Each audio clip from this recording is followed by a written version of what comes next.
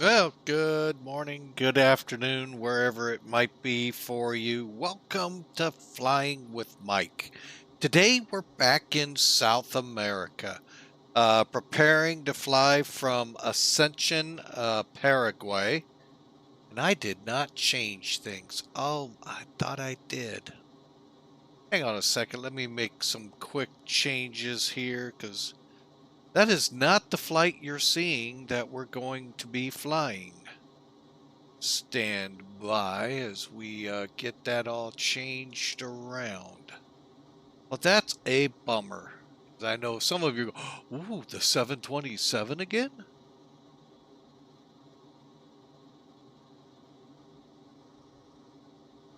Hang on a second, and even though it won't matter in this block, we'll go ahead and make the change.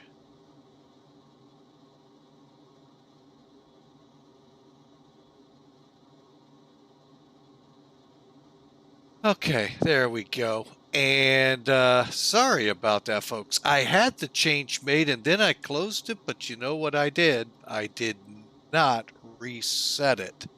So I'm going to change something else in here to reflect that. And, you know, I hate when I do that. I wasn't even rushing. That's the, I can see that when I'm rushing, I make stupid mistakes, but when I wasn't even in a rush. All right, where is it hiding? Doggone it. I hate when things hide like that.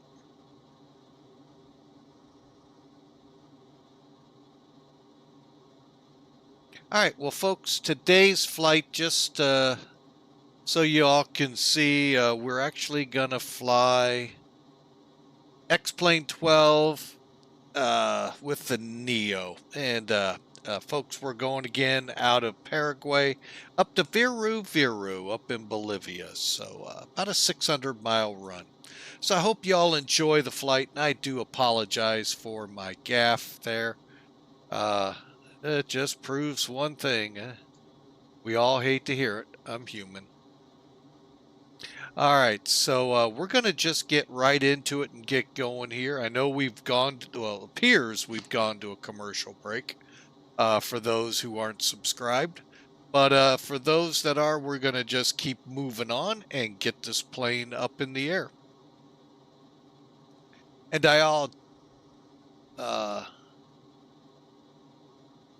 it is. I do love the scenery up there in Swick. It's just, I mean, flying up against the Andes Mountains is always fun. Shooting approaches into El Alto, which actually is probably another 600 or so miles from Viru Viru. Just amazing up there. And if you didn't know, that's the highest commercial airport in the world. But it is very nice up there, folks. So hope you enjoy it, and hope you enjoy the ride. Love for you to smash follow so that you can be notified by email when we go live, or since it is the month of September, and if you would like to watch streams ad-free, check out our subscription, click subscribe, and you'll get 25% off the compliments of Twitch. In their month of September, they call Subtember. So 25% off for Tier 1, Tier 2, and 30% Tier 3. If you gift, folks, and we do have those that have been very generous here on the stream, 25%, I believe, is what the number is for the savings with Twitch. But folks, before I get rolling here, really look at that offer that Twitch is giving.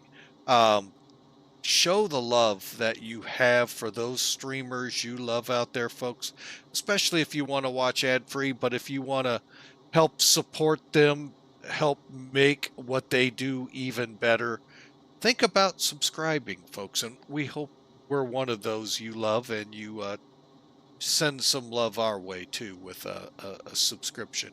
but we don't mandate it here, so. All right, enough of that fun stuff. Oh, hey, you YouTubers out there, I don't mean to kind of sound like I'm slighting you a little. Hey, smash that like and subscribe button, folks, our YouTube community. If you miss something here live in the stream, head over to YouTube. We'll have it up here later tonight, and you can watch what we did live. And those of you on YouTube, there's a link in the comments below. Look for it to get you over to Twitch. You can look at when we fly live and join us. We'd love to have you aboard. Great audiences on both platforms. So I love what we've got going on. So, all right, let's get the bird in the air, shall we? There are a couple of airports in China recent that are a bit high. Oh, really? Well, okay, cool. All I know is I'm just going by the last information I got on El Alto. And folks, the fact, and I wouldn't be surprised China's where they would be. You look at, is it Mount McKinley? No, Mount Everest. How high up that is. Look at how high Nepal. Oh gosh, it's like right on the tip of my tongue. One of the trickiest approaches out there. Anyway, they're above El Alto, and but they're not commercial international airports. So, 100 meters if you want to show off. Yeah. But El Alto is 13,000 feet MSL, folks. So, and by the way, the runway's the same length. That's how I can remember it. It's just interesting how the runways, if you turned it vertically, is how high up it is. So, let's get up in the cockpit here. But first, let's bring Sim Toolkit in, get a quick look at the flight. Elevation-wise, we're not going to be that much different. We'll pull it up here on Sim Toolkit. And there we go, folks. You can see the information here in Ascension. We're only 290 feet above sea level. By the time we get up to Bolivia there, I love this airport, folks, and it's amazing. I don't think I've ever went to it, but I love the name to it. Viru Viru. That is the kind of name to an airport we got to put on something here in the United States. That's awesome. But we're going to be heading there, folks. They're 1,200 feet above sea level, so the Andes are getting close. Believe me, when you get to Viru Viru, you're pretty much analogous to like Denver. You're getting to the foothill. You're in the front range to the Rockies. Well, you're into the front range to the Andes, and the Andes are Lucla. That was the one that came to mind, what I was trying to remember. Paro, that is a very tricky approach. Folks, you ever want some fun, go to Paro. It took me 6 attempts to get in there. All right, so looking here, we've got the map basically here. You can see our route. This is going to be fun to explain. OBLUM, OBLUM. Then we're on to the uniform, November 420, and then on the route. We'll show it here in a second. First off, weather here in Ascension, 020, as you can tell below me here, 10 knots, gusts up to 23. Folks, it's basically right down the runway. 9,000 meters of visibility, and we do have a pesky layer at,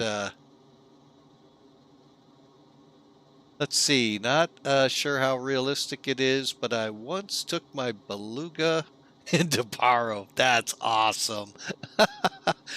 Well, I know they fly A320s and A319s in there, if that helps you out any. So why not bring a Beluga in? So 3,300 foot broken layer, 36 degrees here. We are pretty close to the equator, and 10, well, actually, no, we're not. But anyway. So, let's take a look as we go north. 340 at 14, gusts to 27, and we just got a scattered layer of clouds to get in our way at 2,300 feet. So, again, a beautiful day. We can see the little storm down here to our south and east. Shouldn't be a factor.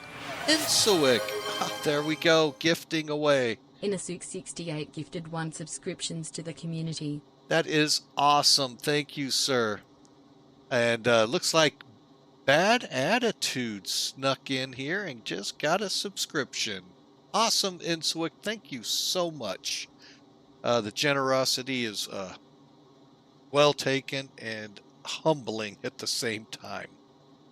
Hope you enjoy that, Bad Attitude. All right, loadout for today before I hit the OFP button. 27's Bad Attitude was nice enough for us to give us for our cost index. We'll look at this a little bit more in route 38,000 out of here, and the KIMAL down to 37. We'll see where that actually relates with our descent. And we're going to throw 14,000, call it 15,000 pounds of fuel on. And folks, sorry to say, I have no empty seats for you on the plane. So folks, enjoy it. We are flat out full to the rim with 188 souls.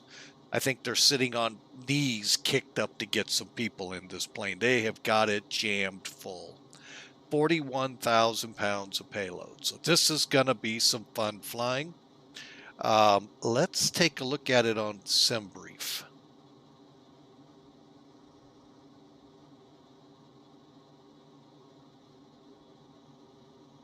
Okay, we have no significant weather, nor any, just some spotty rain along the way. So really an overall good flight ahead. You start hitting, let me see if I can switch the map over.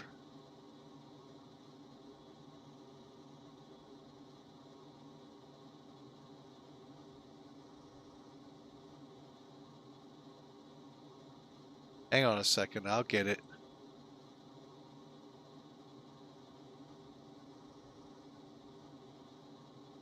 All right, we're not going to be able to. That's okay. All right, folks. So you get the idea of what we're working with here. I can't really show it off, but our alternate is right here, SLAL, and the weather there. Now, just so you can get the picture, remember I told you we're 1,200 foot above sea level at Viru Viru. Our alternate is 10,000 feet above sea level. So you can tell the Andes are right there, folks. This ought to be fun. All right. Let's go ahead and pull that back. I'm going to go ahead and put Sky Vector up here for a second. This is the easiest way to see it. We're just going to straight line it. SGAS SLVR. And I'm going to switch it into BFR. So you can see, here's where we're headed. I think that's SLAL. So you can see there's the Andes, folks. We'll be able to see them as we come in. And then El Alto, I think, is it this one? No, right here. Actually, it may not be 600 miles away, but it's still far enough away. Beautiful run up in here, though, folks. We may make a run up there here again shortly. So, all right, so let's get rid of Sky Vector. Let's talk about the departure real quick. I told you it's going to be interesting. Got our route.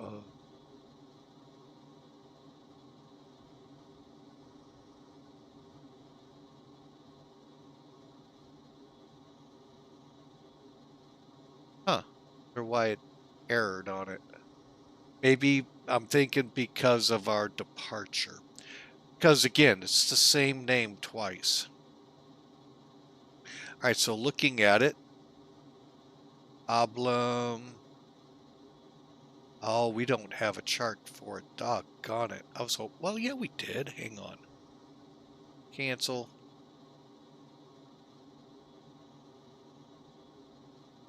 So I was looking at it. All right, OBLUM for runway 2. Real quick, I can't put this down to the bottom. Can I? Sure can. Why won't? You never know sometimes with charts 8. All right, so we're going to come off 02 out to Lonel to OBLUM. Very simple departure. And that just happens to be our first fix. And they call it OBLUM. So just wanted to show you that all out there. And with that, we are done with the pre-flight. Let's get into the cockpit and see what kind of damage we can do in South America. All right, so there we go, folks.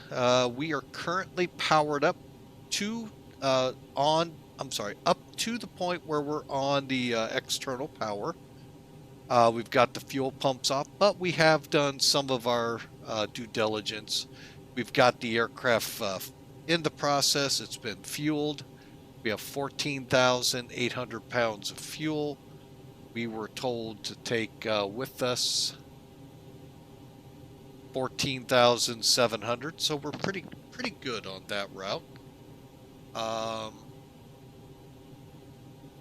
And we've also loaded our 188 souls, and we got our 0 fuel weight. Pretty close. All right, so everything's ready. Let's get that APU, do our fire checks real quick. I do them all at once.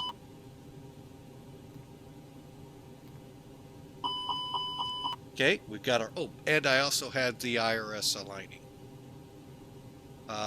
Kicking over the APU.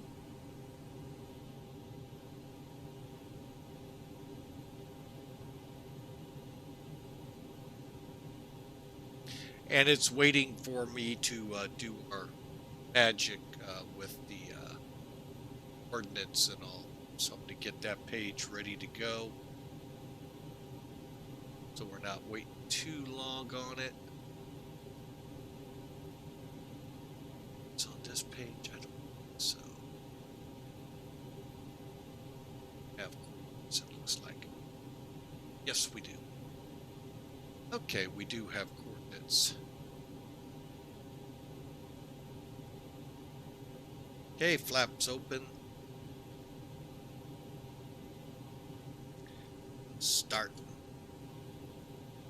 Okay.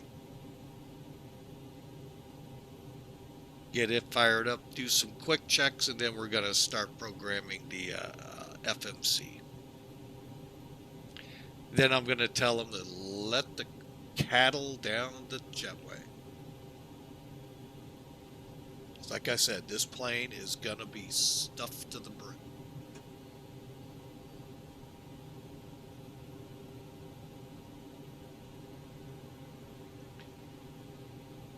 Not knowing fully what the humidity is here today, we're going to have the pack valve on high. Okay, we are available. We'll just let the APU settle down a little. Okay, so cockpit lights are set, flap levers. 0, speed brakes down, and flap lever agrees. It shows right here where my cursor is, folks, for our setting, which would then be 0. APU probe heat and APU lead. Okay, probe heat's auto, APU lead on. We'll watch our packs go off. We'll go to high. Drop these down, cool off the cockpit and cabin.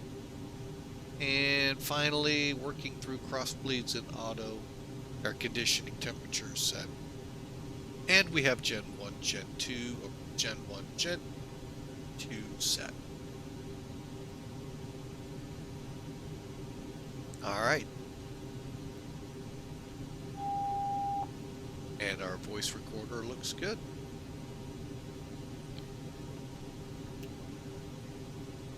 Oop, wrong one. Meant to do this one. Do a quick light check. All right, all good. All right, folks, here we go. Time to get down to the McDo. GPS primary, we'll get to that in a second. 7th to so come the 4th of October, folks, we're going to be looking to update again. All right, so init page, init request, and that's going to get our flight plans and our performance. That's what we're waiting on. There it is. We're going to go here, and it's going to take us right where we're at. Okay.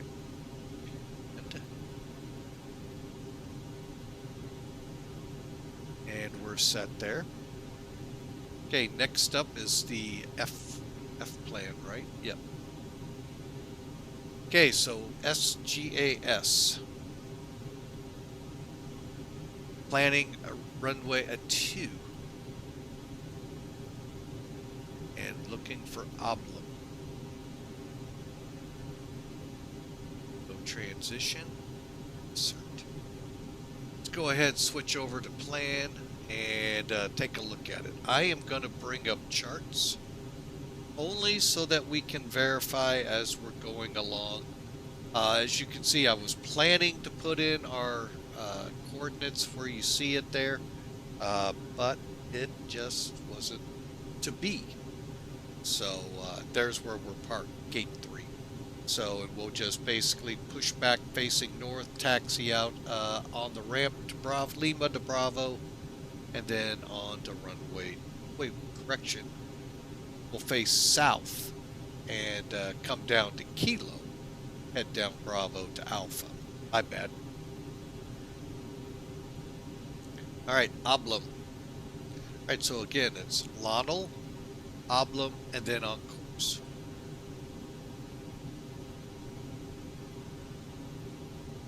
Now, in here, it's not going to look correct because we're going to miss some fixes. So we're going to just watch it here, just looking for anything that goes way out of whack.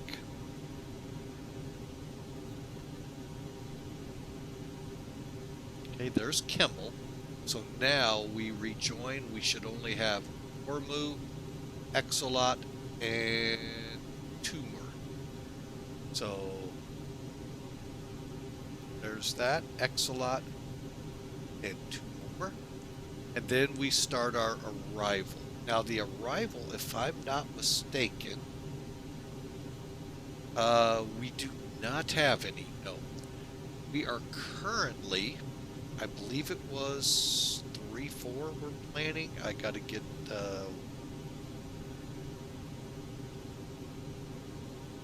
lights. 3-4. All right.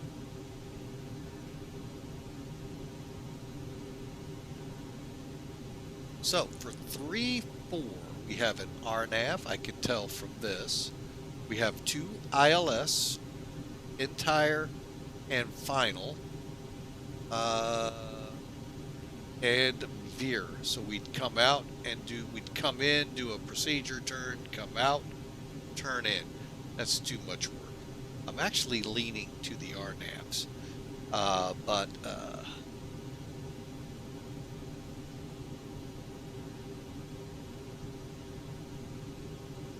ILSU. Okay, that's a V. Victor.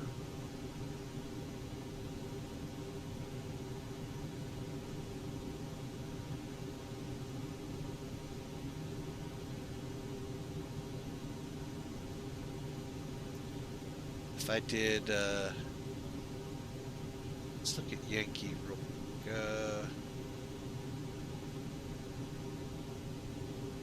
So PAX would be the better one for us.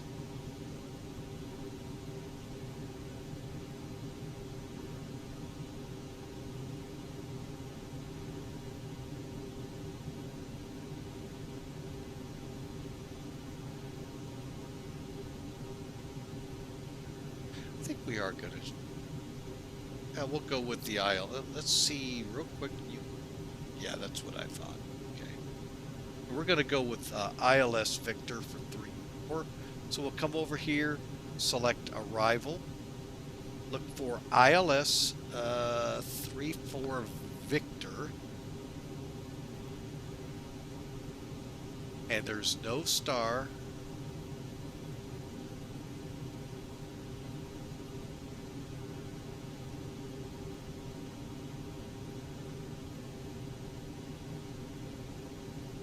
I'm going to clear the. I'm going to erase it.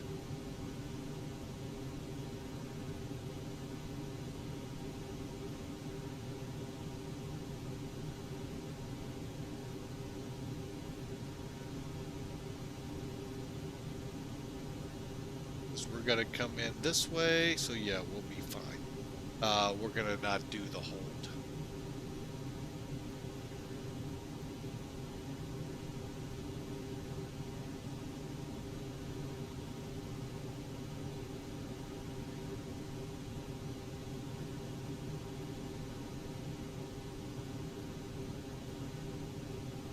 Okay, so let's follow it on.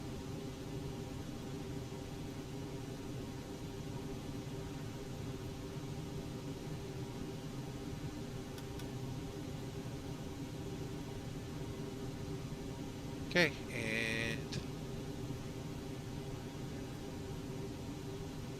looks good. And then we have our missed approach, and then our divert if we would need to go to, hang on, come to me, SLAL, S-L-A-L. All right, we'll just leave it as is, folks. All right, and put this back to 40, back to ARC. Next up is rad nav page. Okay, looks good. Next up after that is the init, and we're going to go to page 2, following the arrows. Key 139, 29, 2, 14.8. We're going to go with these numbers, okay. Alright, so now we go to the perf page. Now we have a couple of options here. Actually, I'm going to keep us over there. Let's first go this route. Runway 2, that looks good. Let's double check with our weather.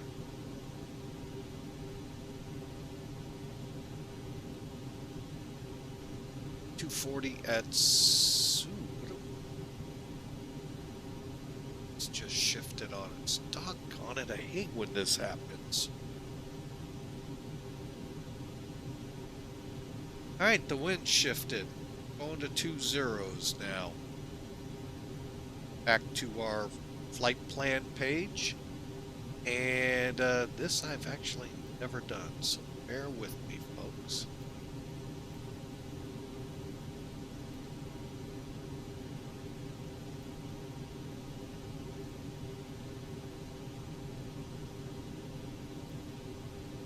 Hopefully, you take a look here real quick.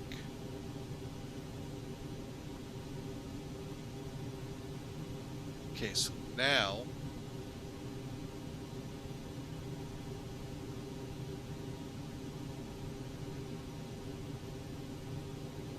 I'm going to use 2-0.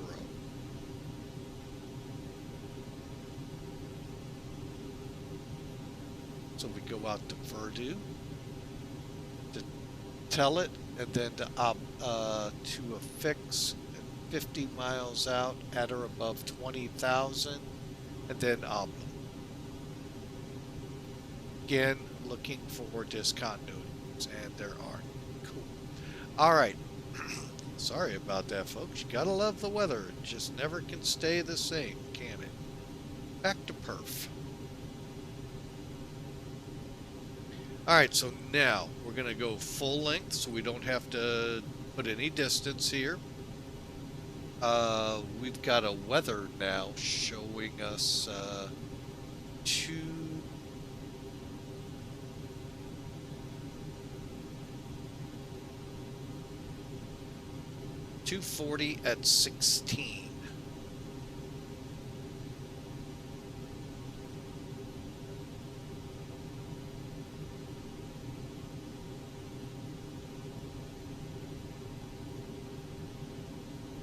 Temperature 34. Okay, that's cooled off a little.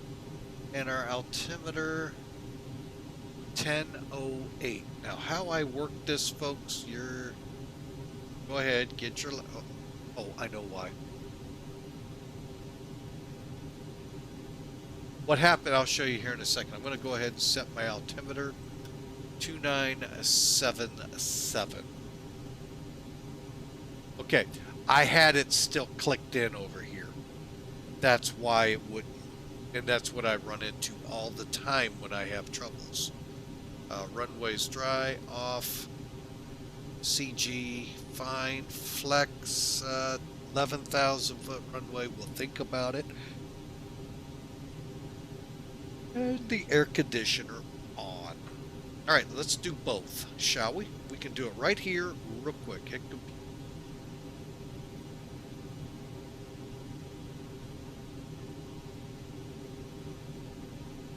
So V1 is anywhere from 114 to 148 with a flex of 62.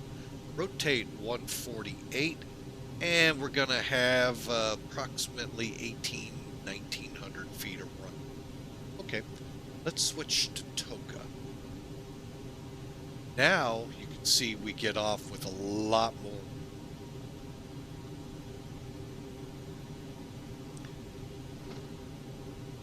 I don't know. What do we want to do? Toga or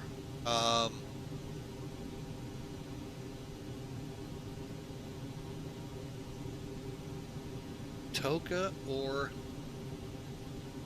wait, you don't see this. My bad.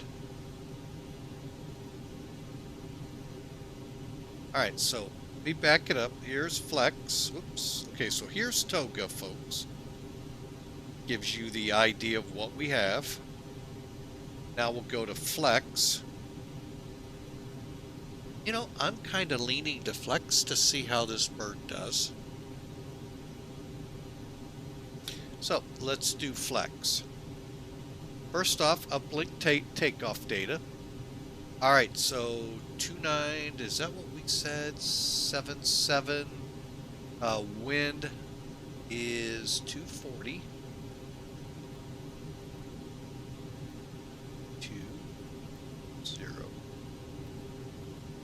6. We can't change the temperature here, and contamination is going with dry. Let's look out the aircraft.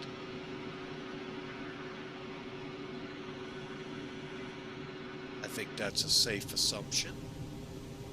Okay, so let's request the takeoff data. Flex.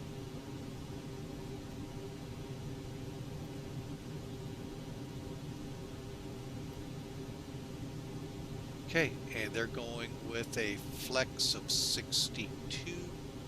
So V1, 148, 148, 150. 1 and up 4. So everything matches. Let's go ahead and insert. We're ready to go, folks. How about that? All right, go ahead and let the folks on down the jetway there, flight attendants. Okay, so again, folks, we're going to flex. Now, what does flex mean?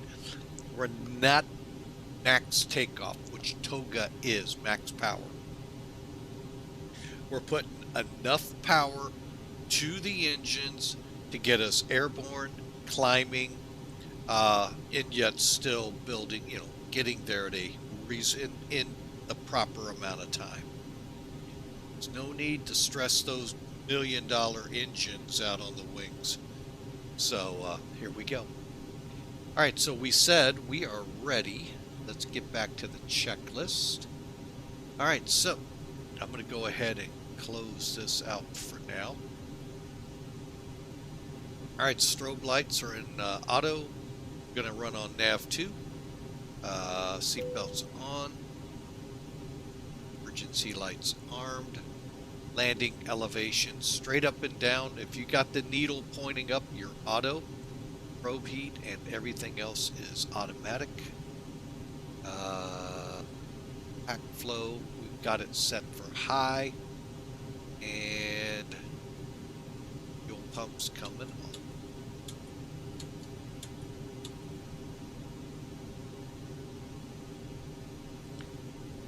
Okay, radio 3 looks good. Radio 2. Okay, I harp on this, it seems a lot, folks, but really, it gets me even sometimes. I'll get going, why am I not getting out? Why am I? Make sure the microphone is set to the proper radio, VH1 or VH2. And more importantly, folks, make sure your volumes are turned up and are not, or they're not lit. See how they're not lit? If you don't have that lit, folks, you're not going to hear them. Okay? Very important. Also, on your X pilot, let me bring it in real quick because we got a couple of seconds here. Okay, I'm in mode C. That is because I've got the transponder on and I'm at least 1 or 2 notches down. It all depends on the airplane. Now the controller is in his happy place, folks. So, just so you see that. Okay, now also, again, look to the top. Up here, you're going to see COM 122.8. Next to it, there should be a very, like you see, bold, transmit, receive. If it looks like that transmit below it, you are not on, and you will not get a word out to ATC. Conversely, if the receive looks the same, see how it unbolded?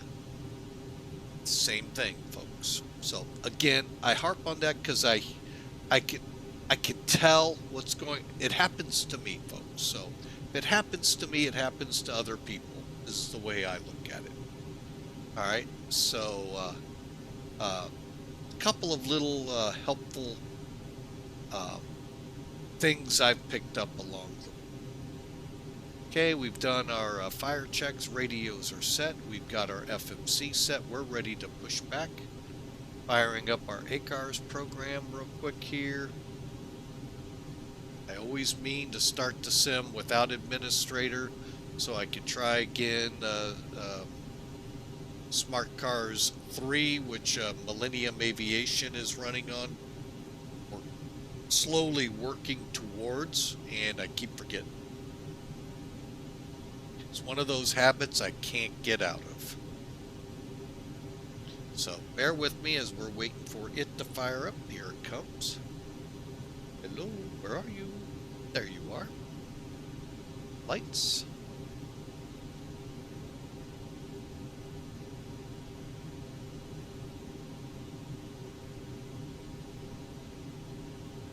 SGS to SLVR. Fly.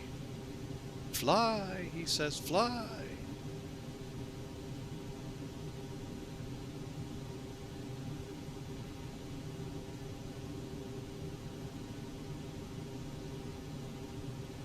Put it over on this screen because it seems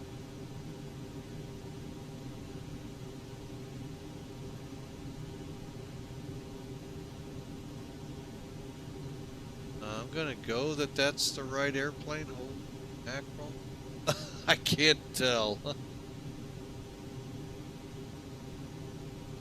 if it'll let me have 100. Cruise altitude 38,000.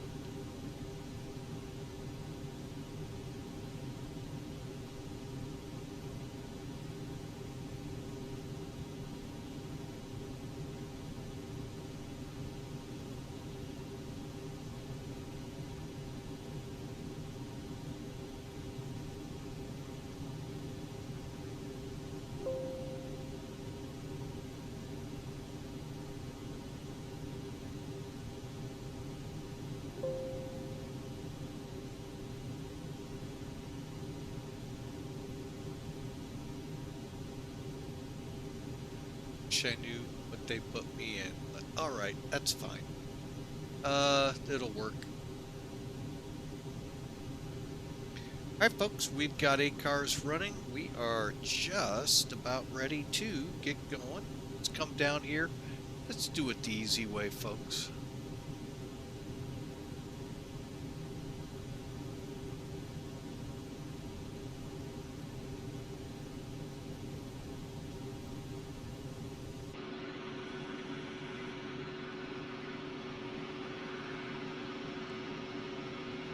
Kind of watch from a distance here as they get ready to fire up and go.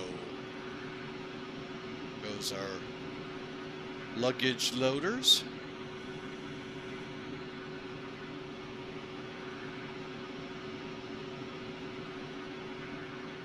Okay, so we still have the GPU, still have the chocks, and still have the main door. Come back down here. First off, have the AP on and available, so off. First off, I want to see how are the... Okay. Make sure we're on the cool side. We are. Alright, so we're set to go here. Gonna go ahead and pull GPU.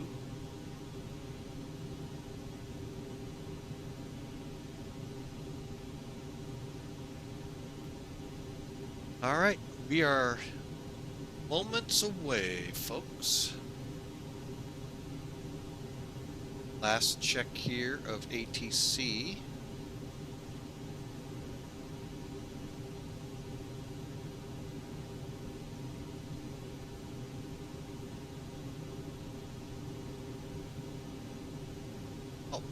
You know, it always helps to be online. Oh my goodness. A20 November. And connect. Now, in a few minutes, we'll see it up here. Alright. It looks like we're fine. A little bit to the south is the rain, so here we go. Better push back on the way. Run the cockpit. Please, show me where you want to go. Too cool.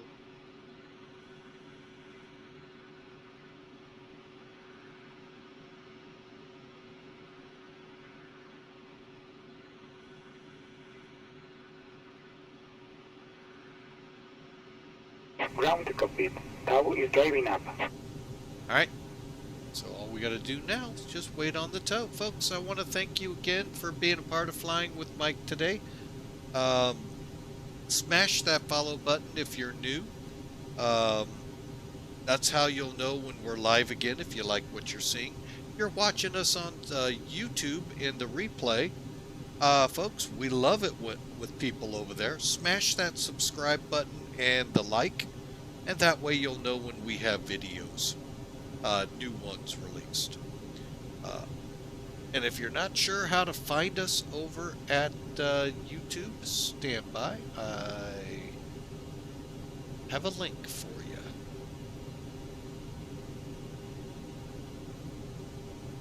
Actually, Okay, all doors and hatches are closed. Ready to connect.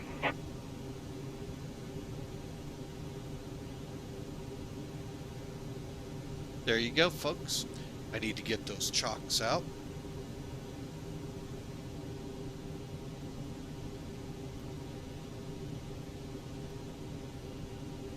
And let's get the beacon on. Alright, last step will be, once he says he's ready to go, we'll tell him, get rid of the jetway.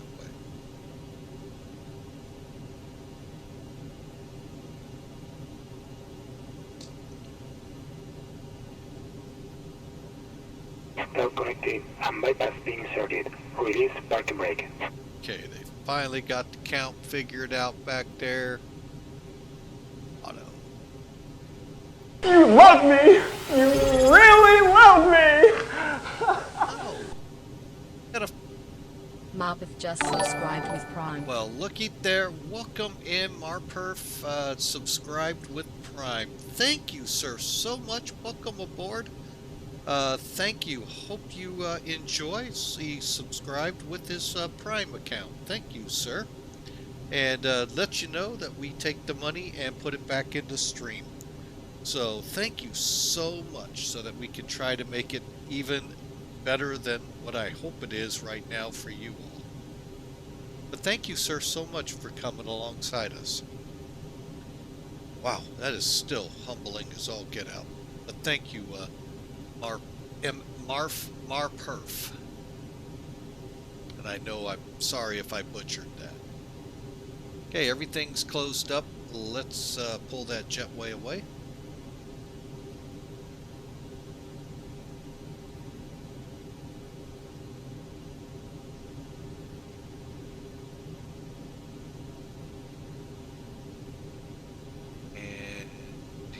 We go. And yes, folks, on time departure.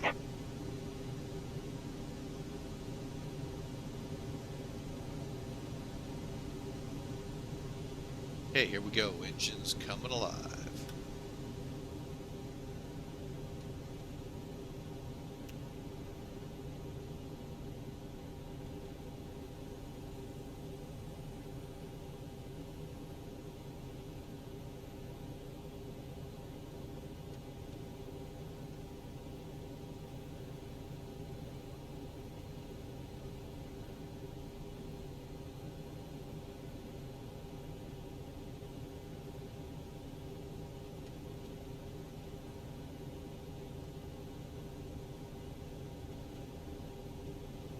Did turn a few pumps on. Okay.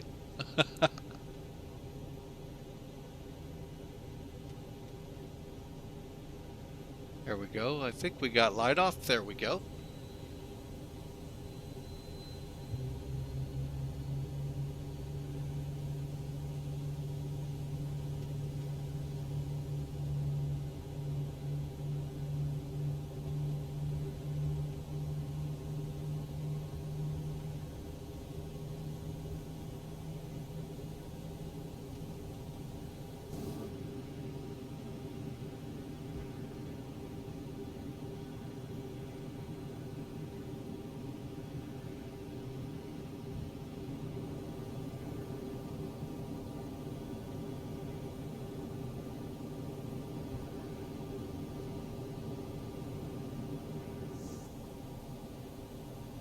Alright, so we got the engine available. We'll go ahead and start up number 1. It's us that much closer to getting out of here.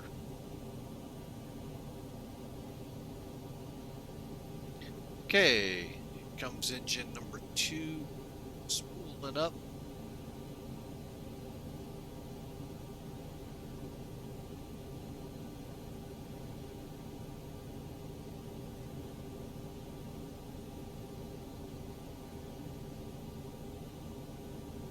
Operation complete. Set parking brake. Brake set. Disconnecting tow. Stand by.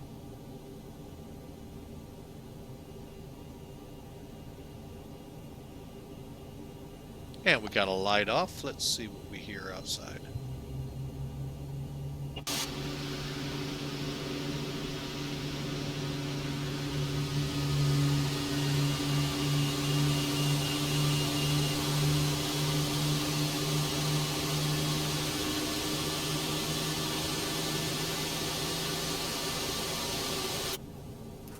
I think I like those sounds. I was thinking it was something outside my window. Come behold, it was the airplane. Alright, so we got the engines going and available. Let's get the chrono going. We got 3 minutes, folks, for the engines to warm. Tow is disconnected and bypass pin has been removed. Hand signal on the left. We'll see you next time and have a safe flight. Thanks for flying with Mike there. Better push back.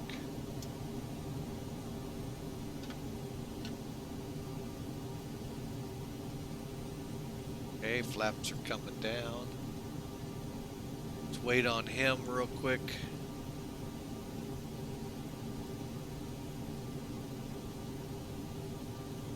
Is he already? He's already over there. And he's got our pin. I'll give him a quick flash of the lights. Okay. Alright, continuing. Let's get in the center. It's a little easier now. We've done the ground spoilers. Flaps are set. 1. Pitch trim. We're wanting 4 units up. My bad here. Hang on. I meant to turn that on first, which is the FCTL. The button's right there. I blow it up just so I can see better, folks. May your eyes be better in your upper 50s than mine. Okay, up 4. And then while I'm here, I knock out one other thing. Flight control check. Usually you do this when you start your taxi.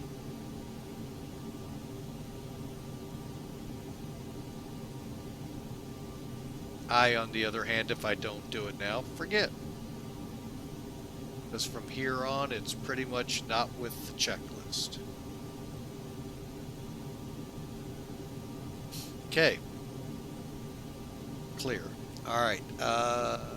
Engine, wing, anti-ice, and we can get back up here.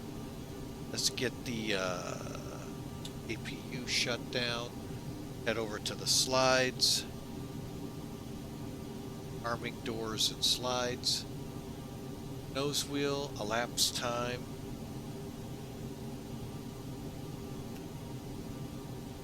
Two minutes, 30 seconds. Brakes, flight controls checked.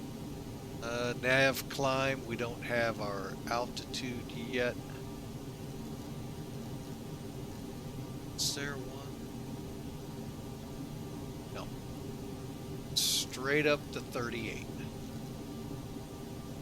Alright, and we'll put this one on F plan. Clear it.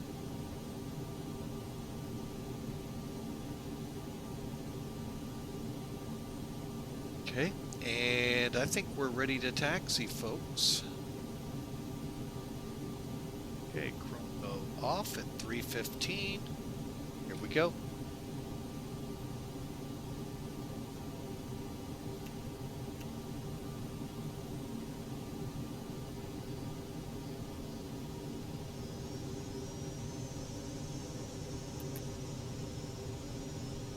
Okay, to get the cabin checked, all you got to do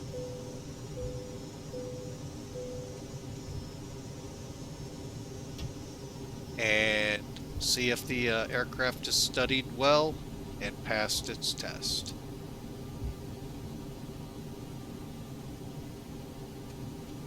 Alright, we're going to actually, I said kilo, didn't I? I think we're going to go out,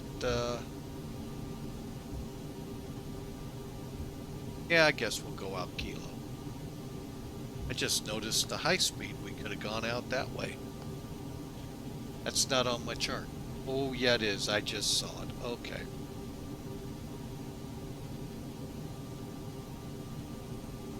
And we'll get that radar and all set up here as we taxi.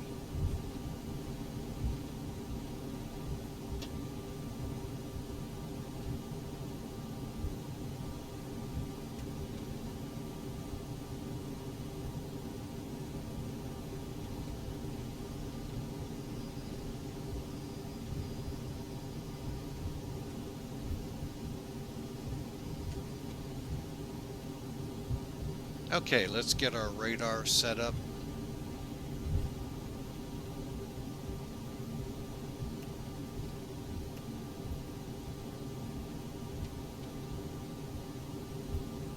And we'll get the terrain on here. And there we go, folks. We are green for takeoff. And Viru Tower, ground will be ready at the end. Aviation 2.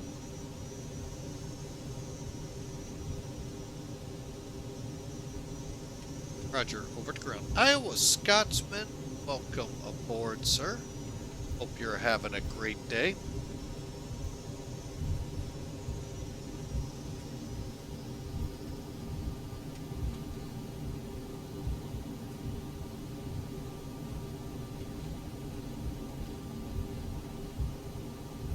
And for those out there curious, yes, I am thinking about the new 737 that released.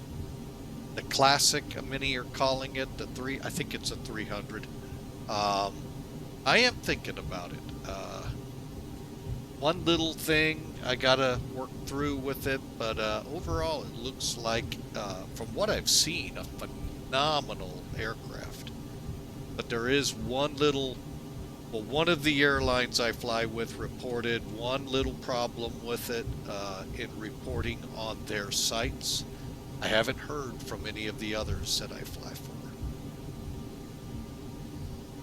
So that you have to update your XPUIPC. Sorry folks, I got to put the letters all in my head because I'm so used to another way. So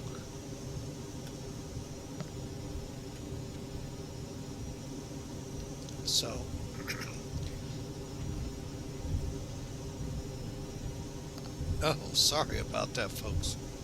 Gotta love post-nasal drip, otherwise known as sinus problems. Yeah, I'm really, it really is tempting me. I haven't really dug into it all, but from what I've seen, it looks phenomenal. But you have to update your XPUIPC for some of the tracking softwares for VAs to be able to pick up on. Don't know the validity to it, I just know one said that. So.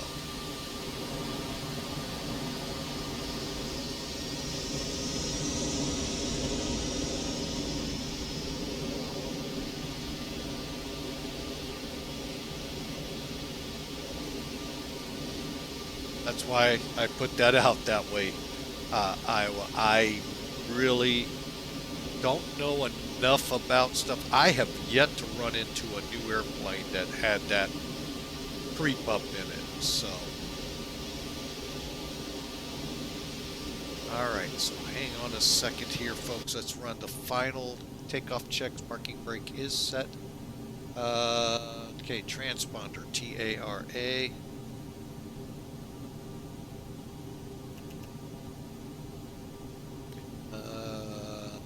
Engine mode, keep, actually we'll go ahead and go back to normal. Lights, and we're ready to go. Alright, tower, Ivanka 2, ready to go. Roger, Ivanka 2's cleared for takeoff. You know what, I taxied the wrong way. Runway 2. I just realized I went exactly the way I briefed. Oh boy. I'm in. Oh well, thank goodness there is no ATC on. Pretty brisk headwind though. Get out on the runway, do a quick change in the McDo.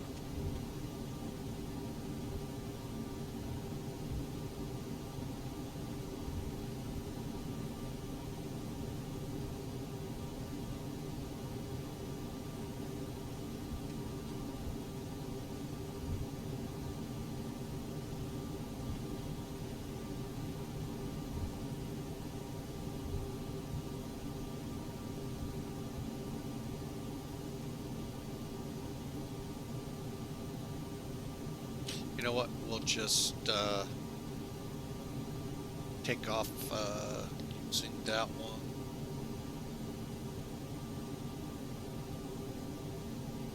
Stand by. The other chart out. Alright, we're ready to go, folks.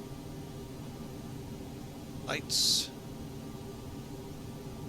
50%. Timer.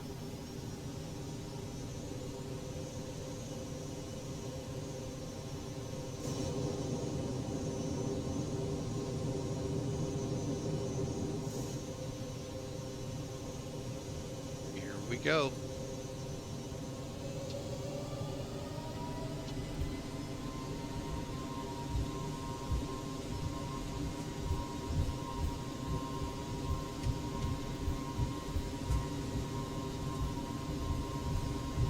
I think I can. Sometimes is how these D-rated and flex takeoffs look to me. Like the little train that could.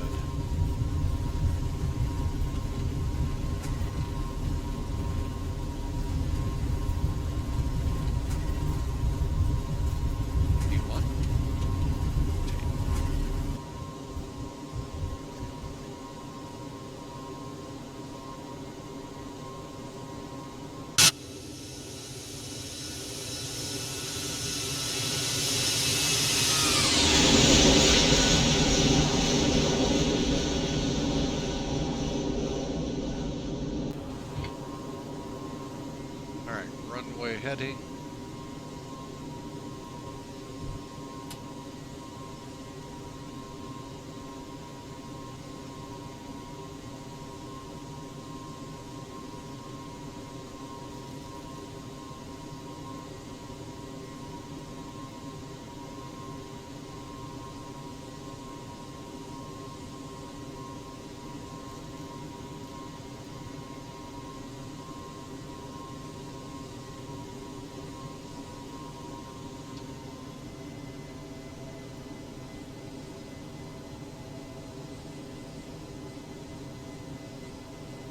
And then all I'm going to do, folks, is when we get out to approximately where Int'l is, I'm just going to turn.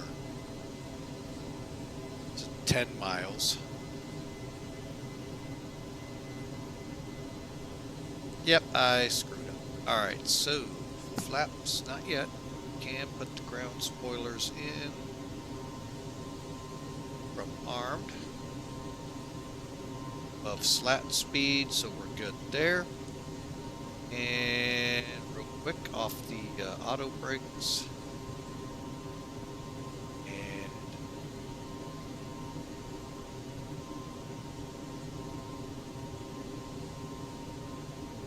3,000 standard.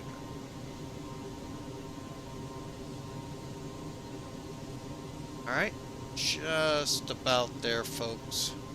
Cross the river here, and then we'll be pretty much cleared to Int'l or to OBLUM.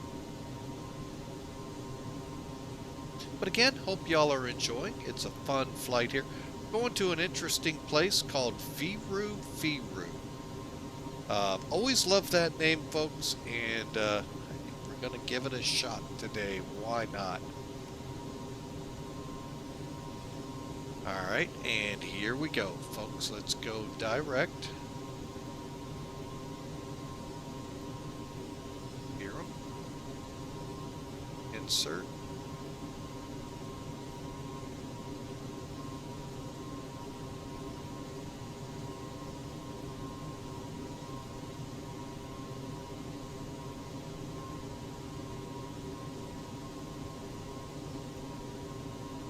Thought that's the one I hit.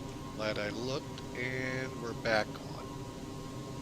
Alright, so there we go, folks, and into some of those clouds we talked about as we proceed on our wrong way departure. Oh boy. Never know what you're gonna see here on Flying with Mike, folks. Alright, radar, let's get that tilted down a little bit. Go. And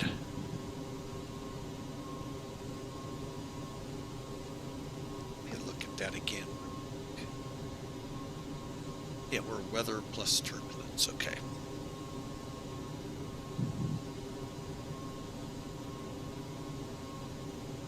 All right, folks, and we are out of Viru Viru and on our way. I'm sorry, out of Asunción, Paraguay.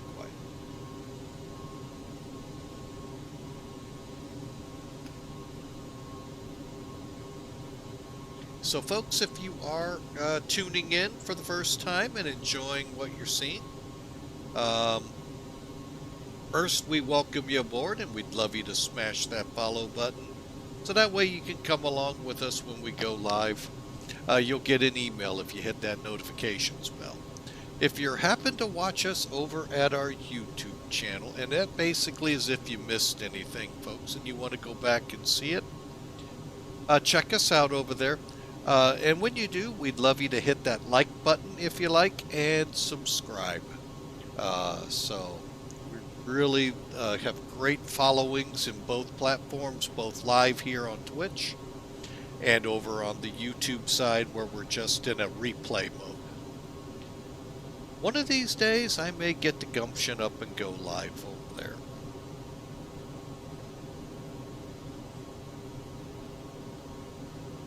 All right, we're through 10,000 feet. Let's get the lights off.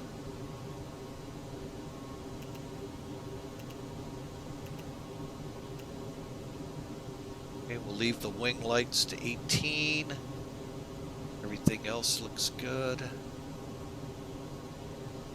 And transponder's good. All right, we're on our way, folks. So I hope you enjoy the ride. We got about another hour and a half-ish to go to Viru Viru, and we should be on the ground shortly. But again, also one last plug, if you will. It is Twitch's big month. They call September. The whole month of September. They are offering discounts on subscribing to your favorite streams. Up or 25% at tier 1, 25% if you subscribe at the tier 2 level, and 30% if you subscribe at tier 3. Also, there's other discounts in the loot caves and if you were to give subs. So, folks, to show some appreciation and love to that favorite streamers of yours, this is a good month to give them a subscribe, and they would sure love it. We here would love you if you find us that way to subscribe. We just don't mandate it, folks. But anyway, I would be remiss if I didn't point that out to y'all, that there is a really good deal right now at Twitch. So, all right, well, we are 8 minutes into our climb out, and we will take a short break as we're continuing on. We've already passed transition level and just headed up to cruise. So we'll see you all in just a couple minutes.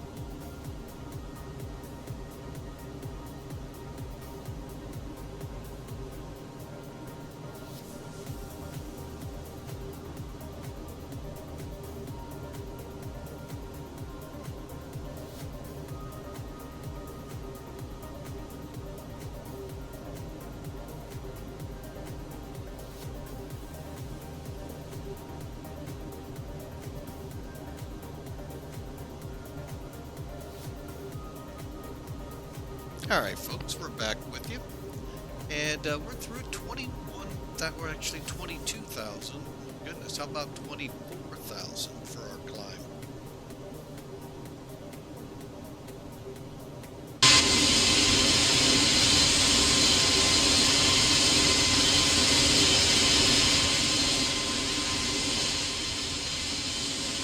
There's our masked bandit, folks, making its way up to Viru Viru.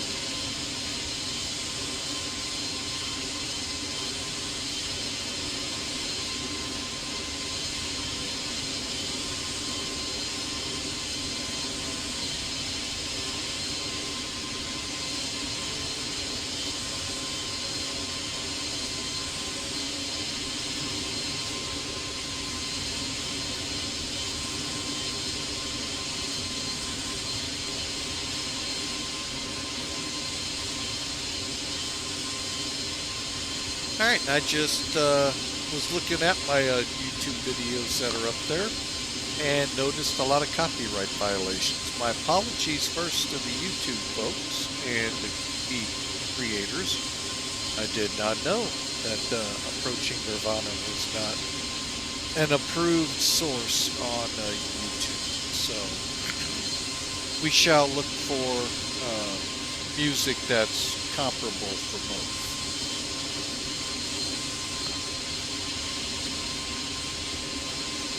So, for now, we'll just kind of continue on, because that's just a little bit irritating, but it is what it is in the world we live in today, folks. So, we'll be respectful and just continue on.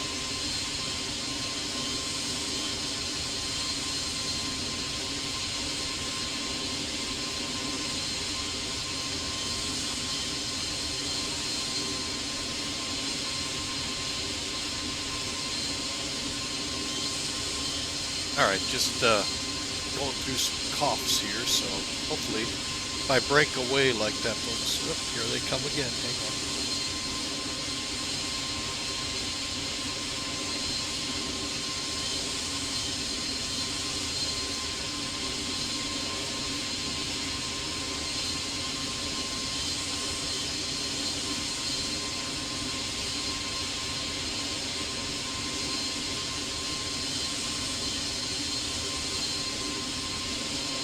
Alright, well, we'll try as long as we can before they come.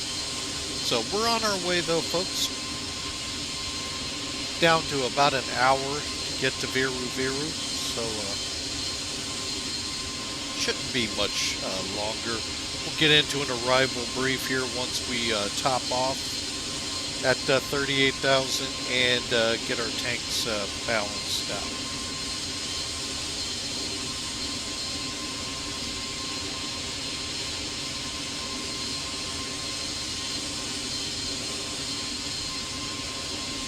So, speaking of which, let's take a look. I think the sun may be more to the other side of the aircraft. Nope, clouds pretty much have it. And by the way, folks, we are in X-Plane 12, version 0.06, release candidate 3 for it. And I think they've done a pretty good job here, folks. Oh, there's always room for making things even look better, but the Cirrus is really coming along. Don't have any real thunderstorms yet around us. We'll kind of look ahead.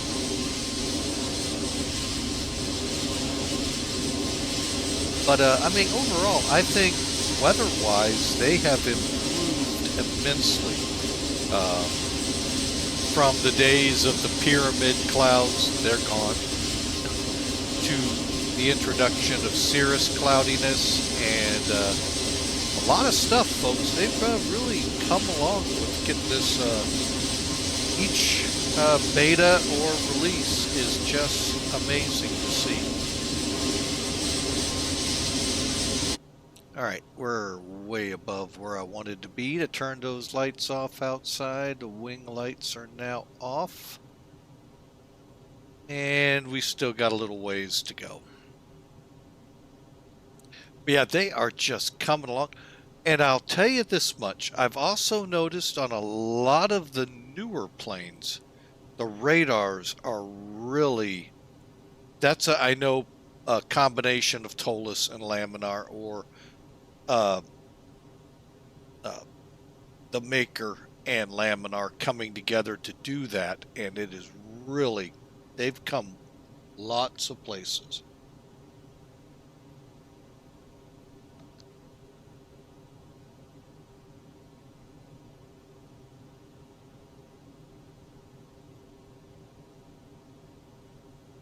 Just happened to notice we're expecting someone. The RC went final, so I might want to update. Well, I know RC 3 was the last one they did, so I'm waiting for the next either beta or next release. So, and I'm set to update all the time, so. Actually, I am going to go find out from X-Plane.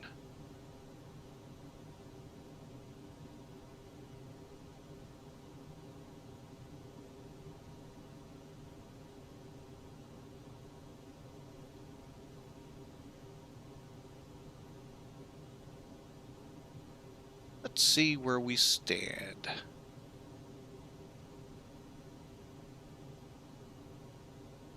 All right. Yep, we're still release 3. So we'll be starting, I guess, maybe they'll start... Oh, wait a minute. Well, that's 04. They haven't got any betas out yet, so 07 hopefully will start up next. But, yeah, we've been trying to stay up to date, so... A lot of reasons, mainly so you all can see where we're at with it. I also try not adding orthos in, not a lot of sceneries, although folks, I just could not resist myself in getting the Atlanta and the Philadelphia one. There's another one out there that I saw that was spectacular, and I just got to remember where I saw it. So, beyond those folks, 99% of the airports I fly into, they look fine default. And where I find little hiccups in them, well, for instance, my home airport here at Scott Air Force Base, Mid-America, I don't expect anyone to have that airport looking spot on. I expect to have to go find a freeware or payware item for it. So that's why you don't see that much.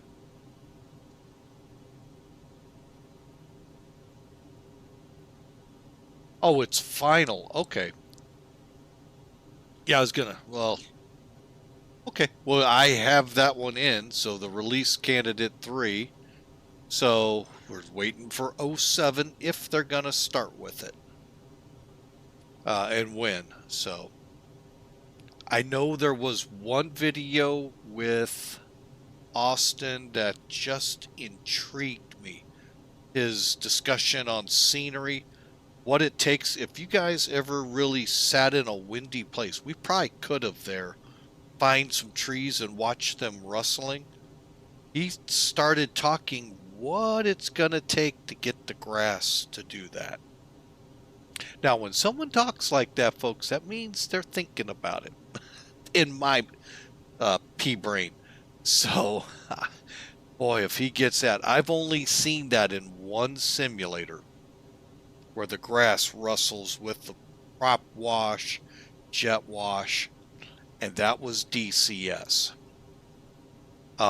When I used to fly it several years ago. Haven't since because it blue screens all the time on me.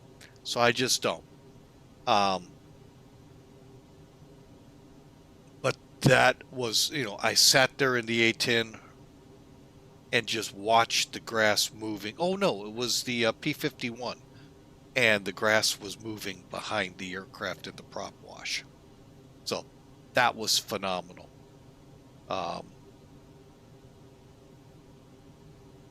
So yeah, looking forward to if that ever comes. So, all right, folks. Well, we're at an ad break, so I am going to take a short break and try and clear out this nose, and we'll be right back.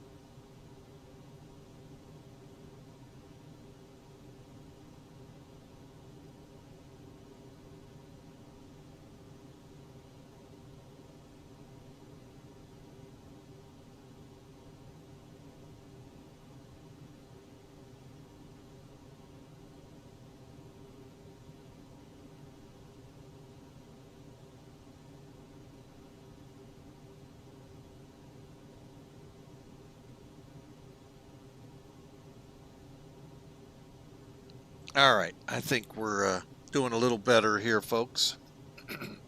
Wow, that was fun. Not really, my sinuses. And I hope these clouds get away. I'd love to see the Andes again.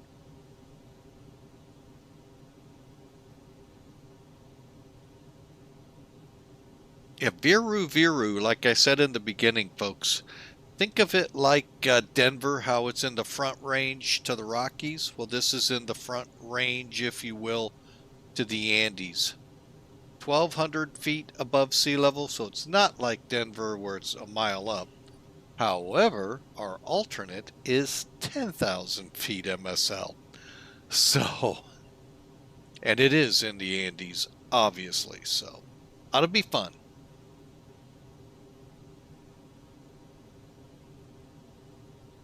Oh, man. It's just creeping into 38,000.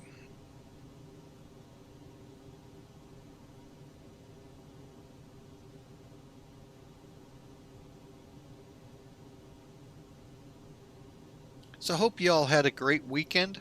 I just got off work today from a 24-hour shift, so half my weekend was at home and the other half at the airport. But overall, it was a good weekend. No complaints. So,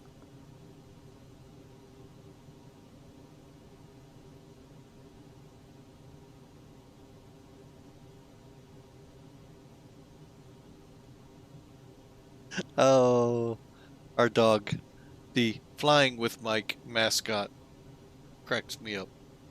I'm watching him, and then he turns his head. What are you looking at, man?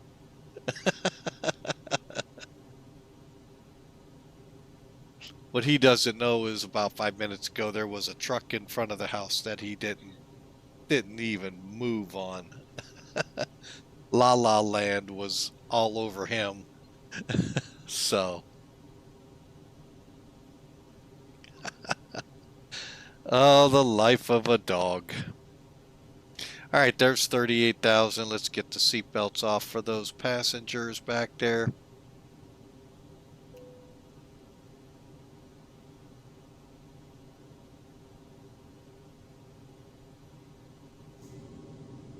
Take a look out the windows.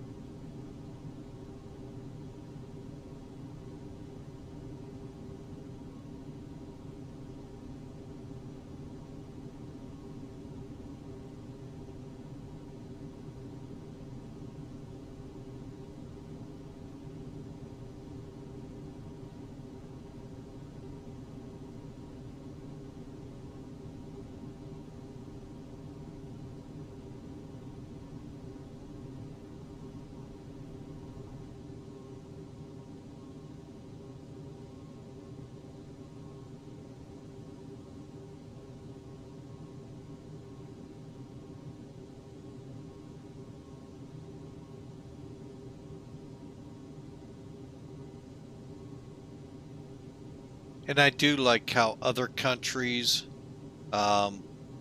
sometimes, as you see here, put the name on the wing as well as registration. I think that's kind of cool.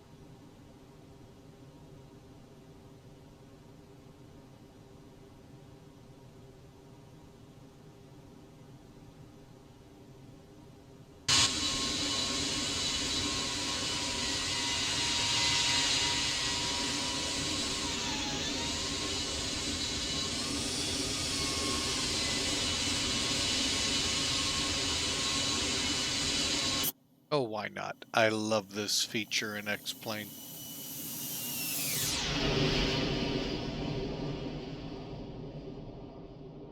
And you can go slow.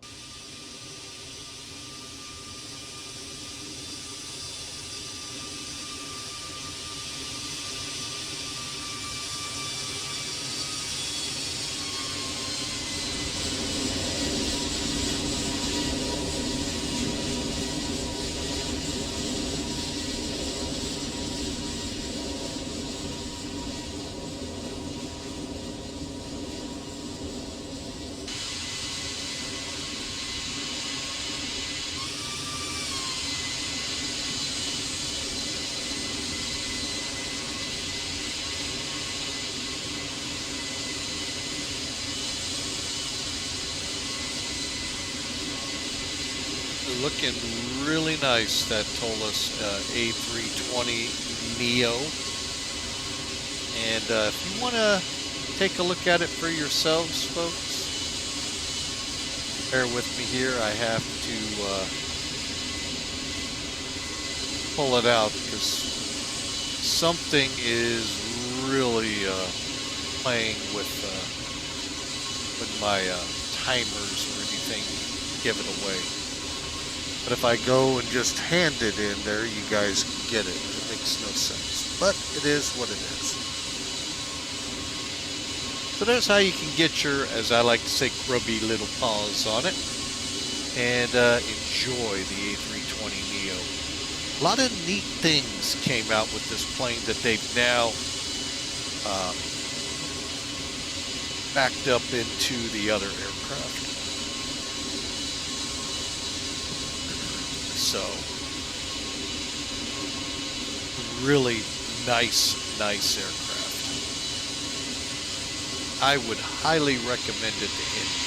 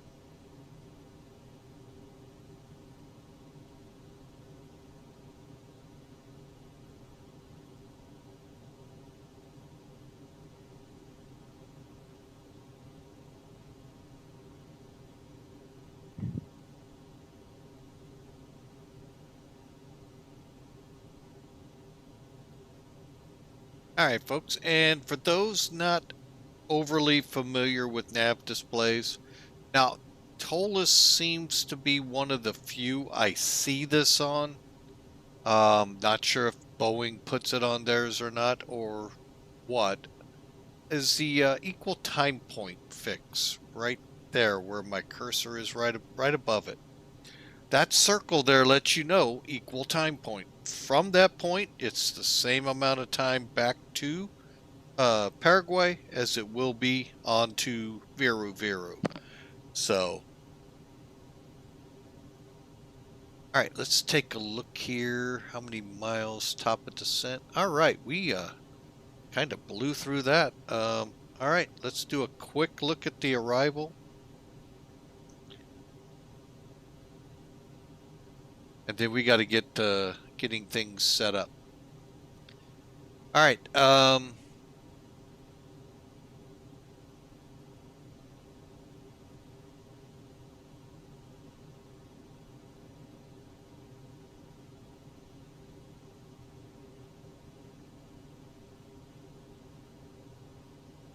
right, there's charts.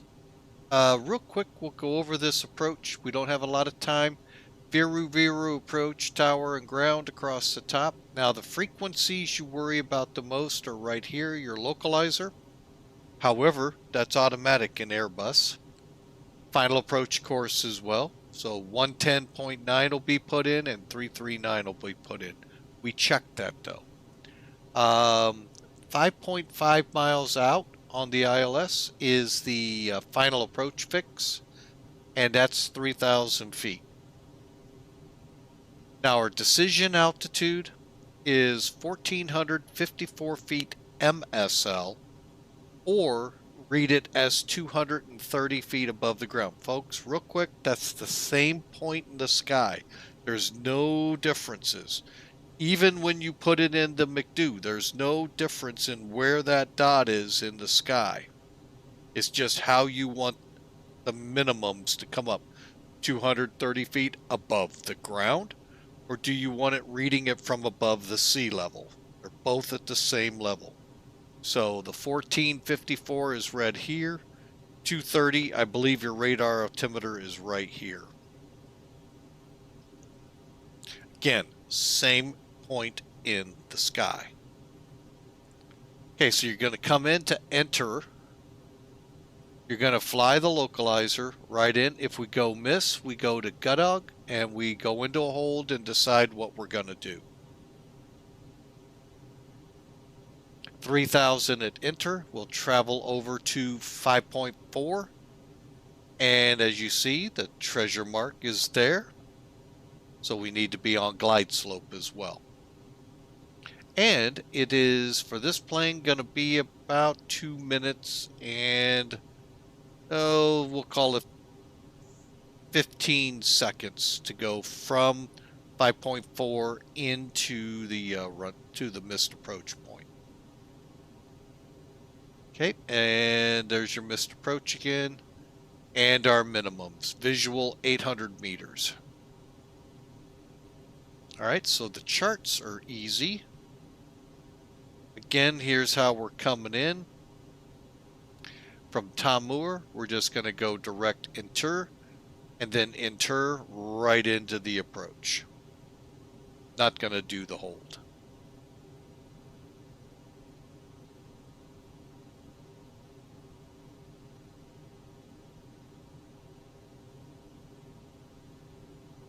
Hit the wrong switch, folks. Get that off. There we go. All right, we're going to head over to our little tablet and click landing. Now, as of 1900Z, so about 36 minutes ago, folks, this is the weather at Sliver, SLVR, otherwise known as Viru Viru International. Looks like 330 at 15. Gusts to 27.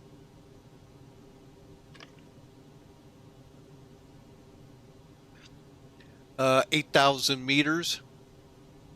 That just seems wrong to say it that way, but anyway. Few clouds at 2300, few CBs at 3000, and a temperature there 33 degrees. That all matches. All right, so anti-ice, we got it appears to be a dry runway. Air conditioning on. We'll go brakes, medium. Need to look at Viru Viru real quick.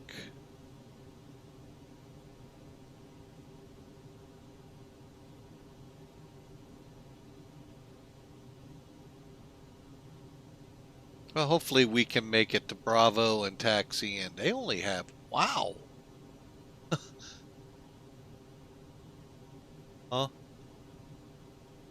Oh, cargo. I'm going, this place seems more hopping than what they're showing. I thought they only had 2 gates for the terminal. I'm like, whoa. They've got quite a few. All right. Well, they got a few, not a whole bunch. Computing, overweight.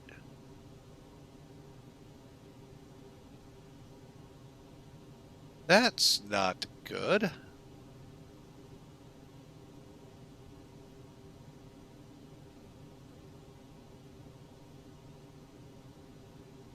I know we're going to be running in here heavy. 146. What we should be.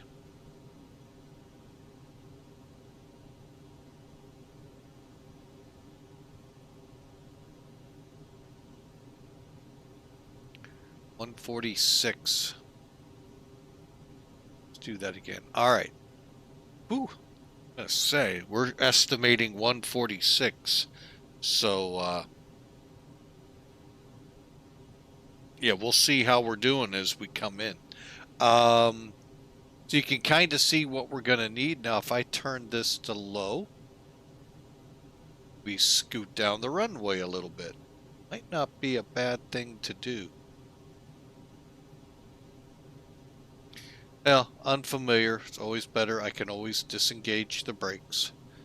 So, there you have it, folks. 137 is the approach, so closer to 140 for our approach speed. And we need at least 4,196 feet. All right, let's get over here, and we ought to be close enough to start programming that MechDo. Very close. All right, Q and H. I really hate this. Q and H we said was 10. Hang on, you know what the easiest way to do, folks? Go over here. Hey, look, there's the METAR. 8. 3, let's see, temperature 33.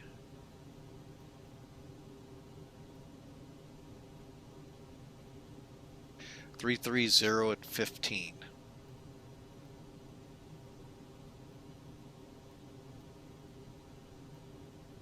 Minimums for the approach. We're gonna go, okay, baro and radio. Again, what was in bold, 1454 MSL baro, above sea level. Radio, which usually your radar altimeters are, folks, above ground level. Again, we're all talking the same point in the sky, just how we're reading where it's being measured from. To prove it, 1454. Now, if I was to put the 230 in here, the 1454 would go away. And there you go, folks. We are set up. No warnings there.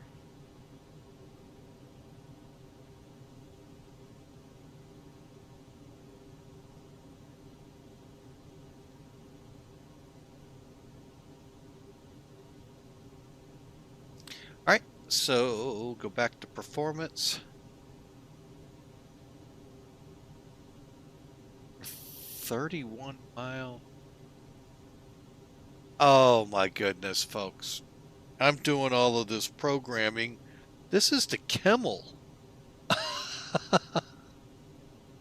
Where we go down to 37,000. Oh my goodness.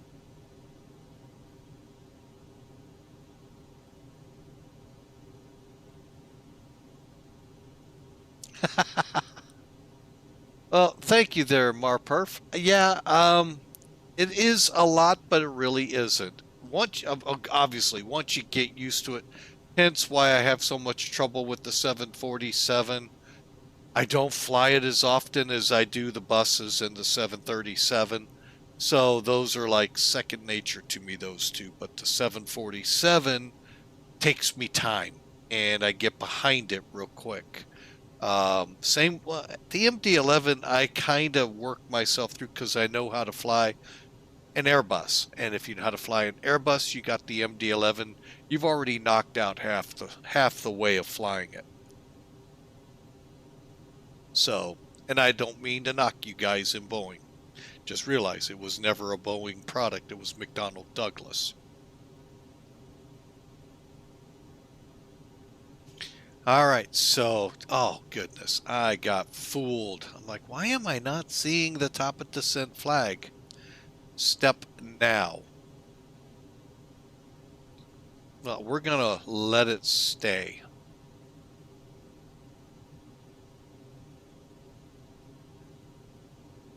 I got all that information put in there, folks, for nothing. Oh well. As soon as we cross it, we will get a new top of descent.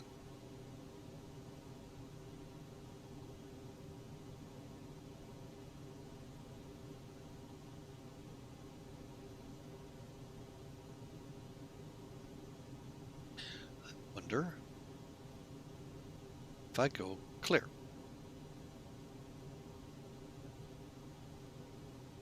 I didn't even catch the words KIMAL. Wow. And that's weird because we're still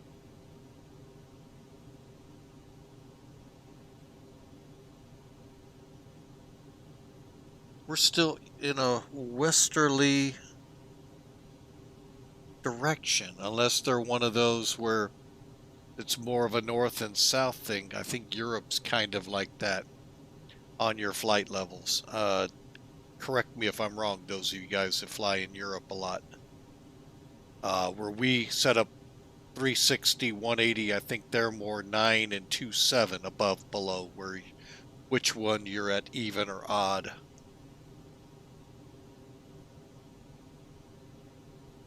In South America, I have no idea. Who knows? Maybe they don't either. I don't know. Okay, well, we're 45 minutes in to the flight from brake release. From basically pushback, 54 minutes. So, see how this all transpires. As soon as we come over KIMAL, it'll generate us up a new one. I can kind of guesstimate it out, though. Sort of, kind of. Hang on. Let's see.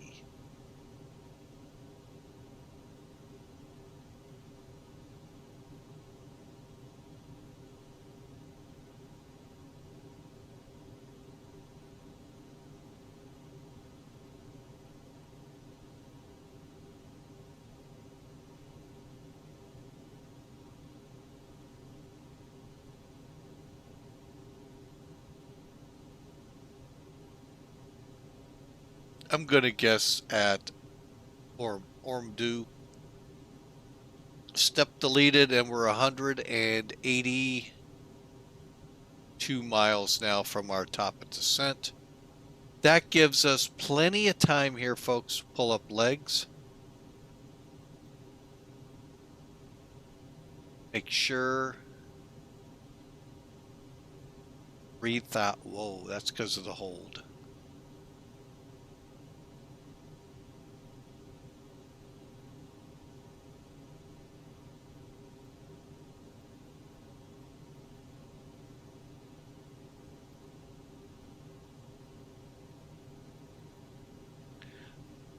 All right, so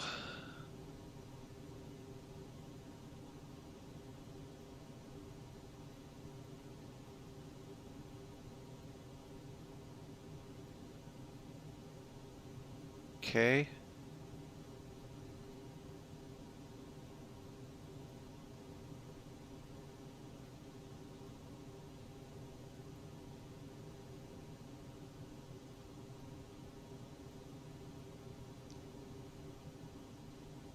Alrighty, so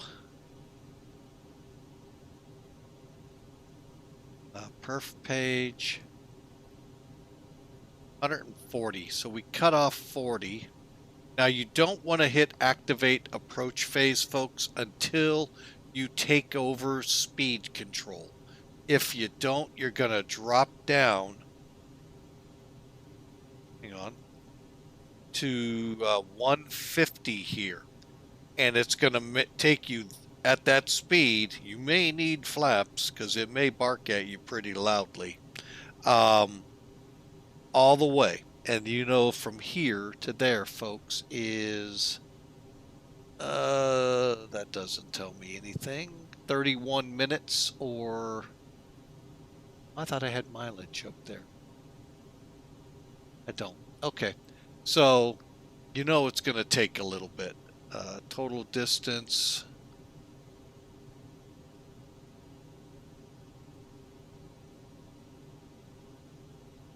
Yeah, it's not even saying there. Let's see if it's on the F plan page. 277, that's 2.5 hours, folks. So you just wait till you get down, start your descent. We'll probably, as soon as I take over and start controlling the speeds, we'll go from there. And then approach. So perf 132. Oh my, can't believe I did that. Ugh.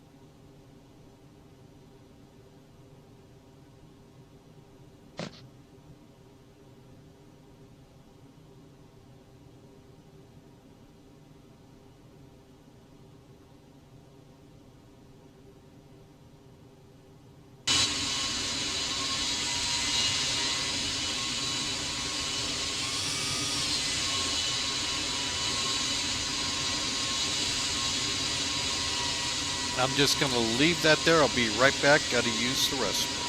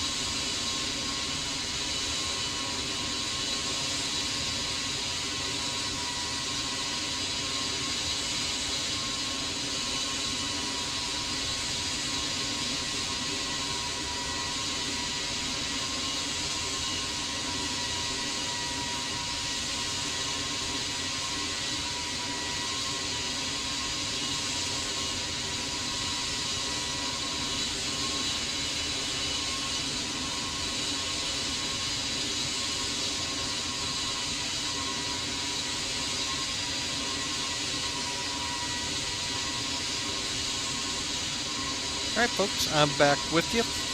I'm laying low on the music because it seems like one of my favorite background musics. Perfectly fine with Twitch. Perfectly copyright violations over at YouTube. Gotta love it. So it's safe to just stay off with it for now. So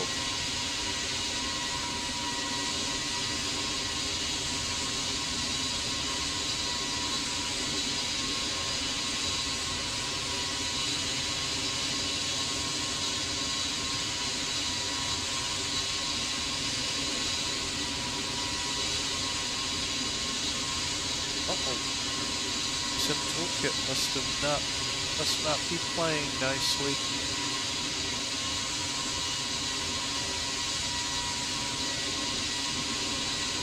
Hang on a second, let me restart it real quick.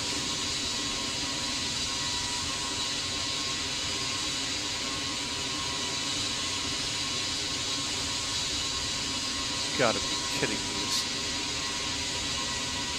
Oh.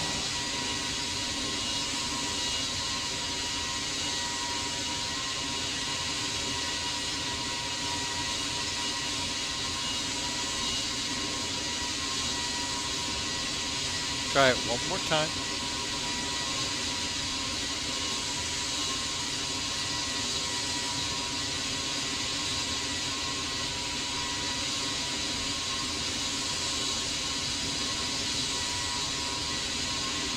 I'd like to know how many updates Balanta goes through sometimes in my flights.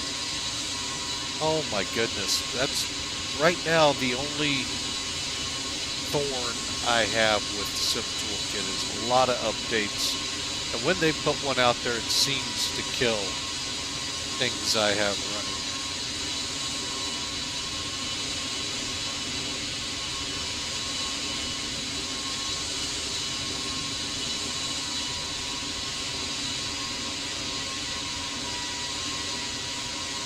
Alright folks, we're getting back online here with it.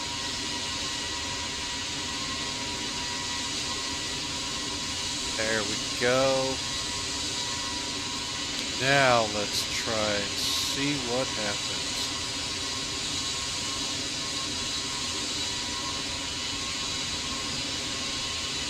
There we go. Alright, now I see something here with you, Marpuff. Hang on a second. Let me get in here and find out what happened.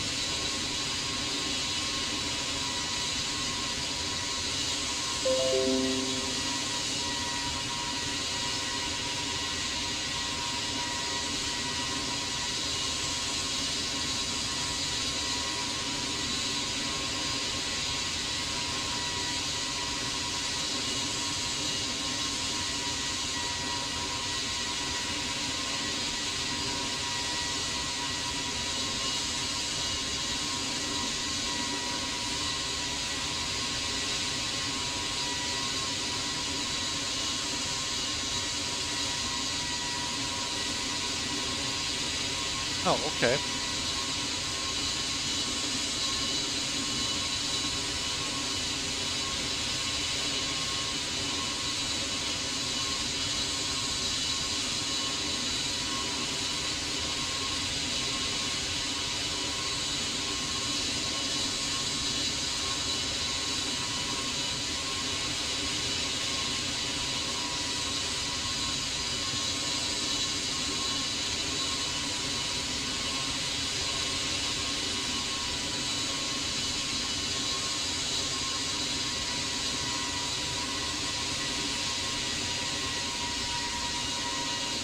Oh, yeah, again, just so you know, Marpuff, we normally do run a background music in longer cruises. The problem is right now, the songs I like to run work great in Twitch, but YouTube now is balking at it. So, and I'm going to be uploading this, so I like to not put copyright infringements up there. I feel these artists deserve what, you know, what they bless us with not copywriting their material. So I respect that in return, and if I see it, then I don't. So I'll get some new music going here soon. And you know, it probably is time to maybe spice it up, change it a little, to get something that works on both platforms. Something has to. Some of the songs do get to. So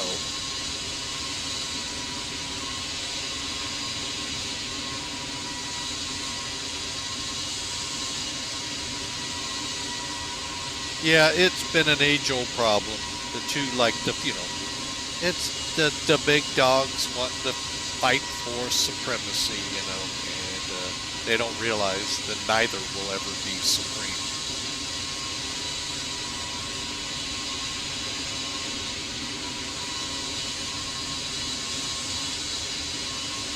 All right, let's see how close we are to updating data and all of that.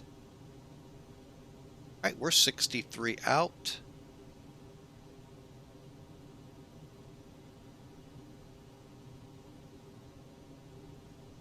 Now we're still working on this data. We go to sim aware. Oh, we've got a Sigmet out now in the area. We're still 1900Z. That's because we still have a couple minutes. We'll look at updating it if we need to on the way down. So what you see now, folks, is what will work. So let's head over here, get our McDo. Make sure we're set properly. Transition 5. Let me make sure that's correct. 5,000. Okay.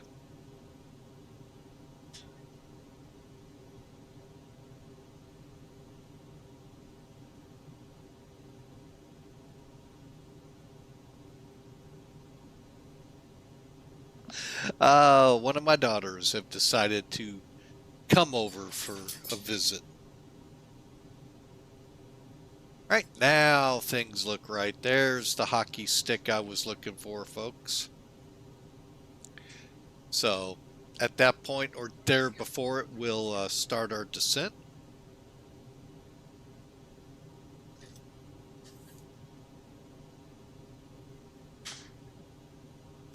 Oh, I tell you, dogs are funny to watch. Come on, come on. Oh, he's funny. Oh, man. Pets are indeed funny. Maybe this could be an option. Let's see. Insuik, what do you have? I am going to save that and check it out after the stream. Because if I can put it into Spotify, which is what I use, I will love it. If not, I will figure out if it works how to use it.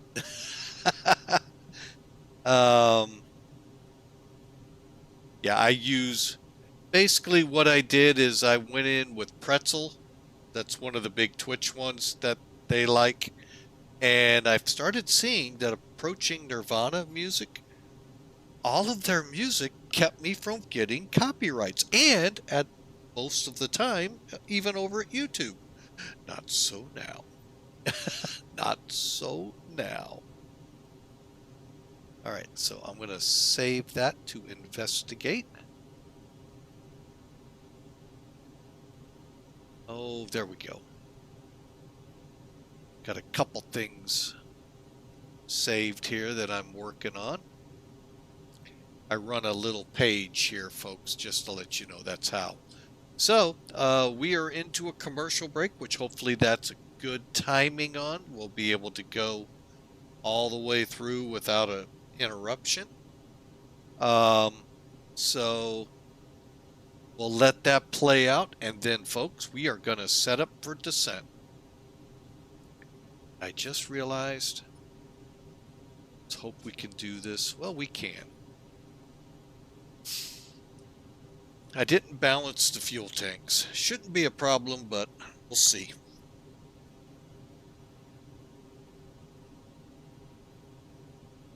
Wow, you guys that are getting commercials, if you're getting the ones I'm seeing, Disney for $1.99 a month if you like streaming. I don't watch hardly enough TV to make it worth my while anymore.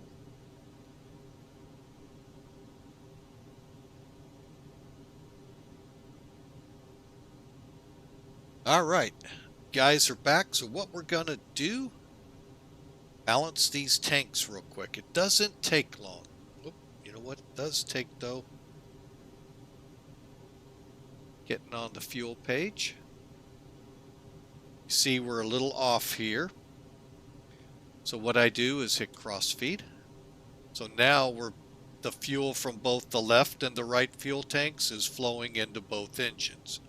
Then I turn off the left side to allow the right side to fuel both engines. And it moves pretty quick. I say that cautiously. And folks, I just saw an ad come up.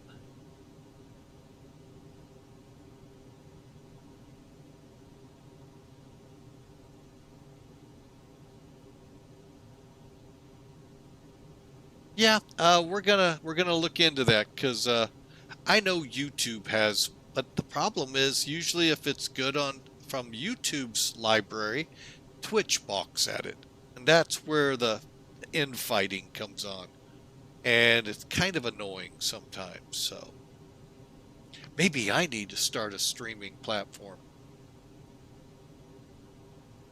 I don't know where to start. All right, yeah, we're just about there, folks. And boom, boom. Okay. Check our engines. Everything looks good.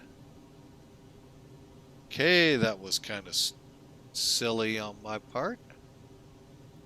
Back to fuel. Okay, that'll work. And turn the crossfeed off. Now we're back to both engines feeding, and eventually the wingtips are going to feed into the main tanks. So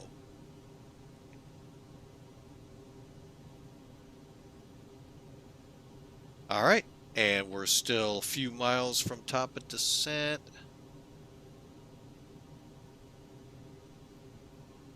$13. Going to come down to 3.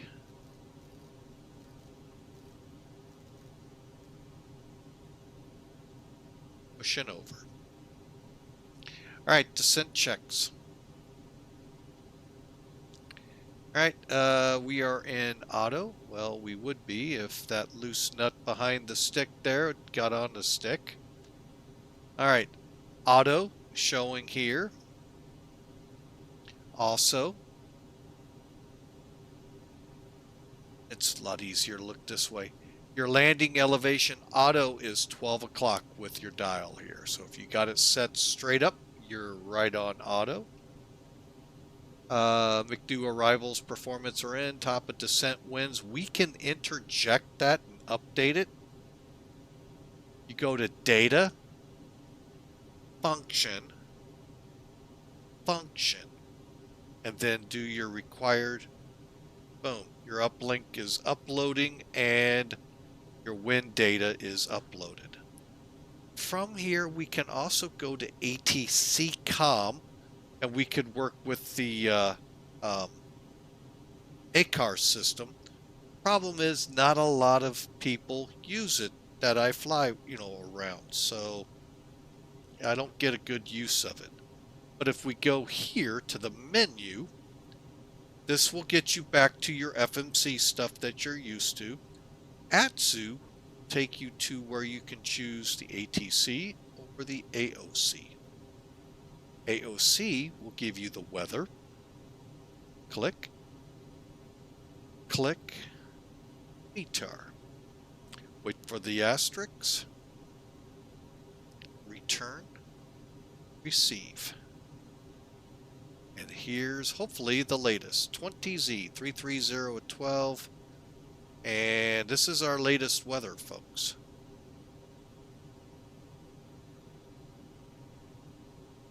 So let's go to perf.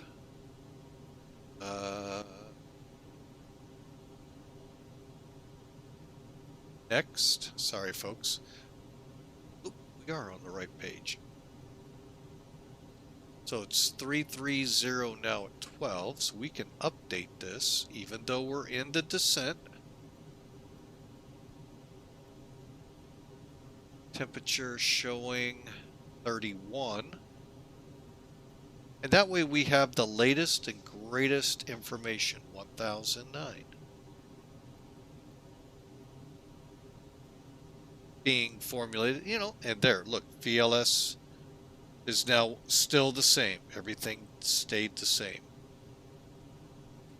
Then over here, 12, 31, and it's not 331 degrees outside. I'm going to trust this is right, folks, and we're fine. We did compute. You can see it adjusted slightly, which is what I expected. And then you just hit perf, and we're back where we were.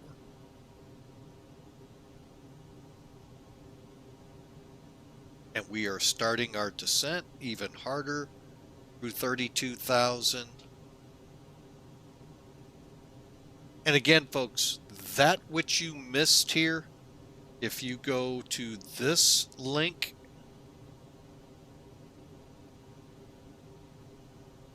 what that'll give you is the video again, start to finish, and you can see what you missed. So here we go.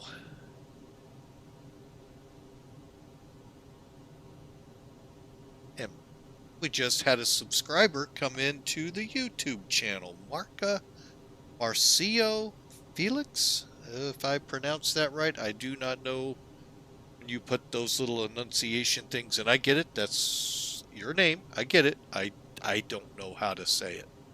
I'm one of them Yanks, as they call us in Britain.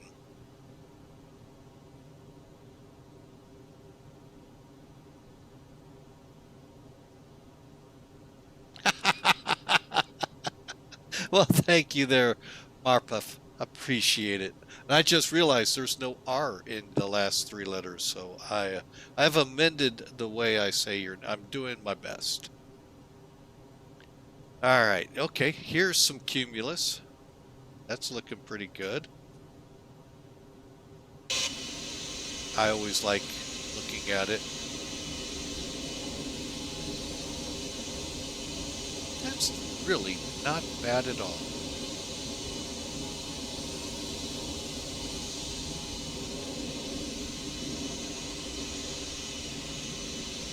All right, we're going to get in here. We're at what, 26? All right, folks, get in your seats. All right, starting down. Altimeters, landing lights at 10,000. Constraints, yeah, we'll get everything up and running. Let's do it from this angle. All right, we'll go LS. Let's do a rad nav. Are we up there yet? ILVV 11109, good. And front course of 341. Let's go 339. There we go. All right, and so everything's set to go.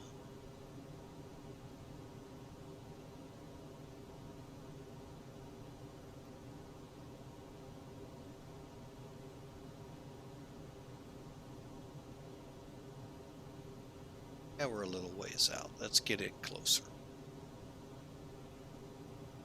But again, folks, I've been a little remiss here. If you like, you're living in the UK.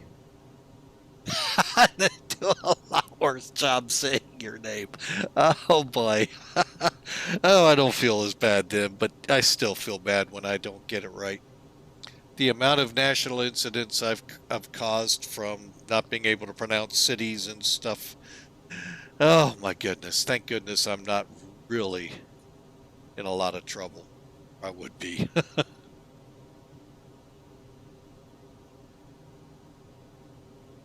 All right. Seatbelts are on. 18,000's coming up.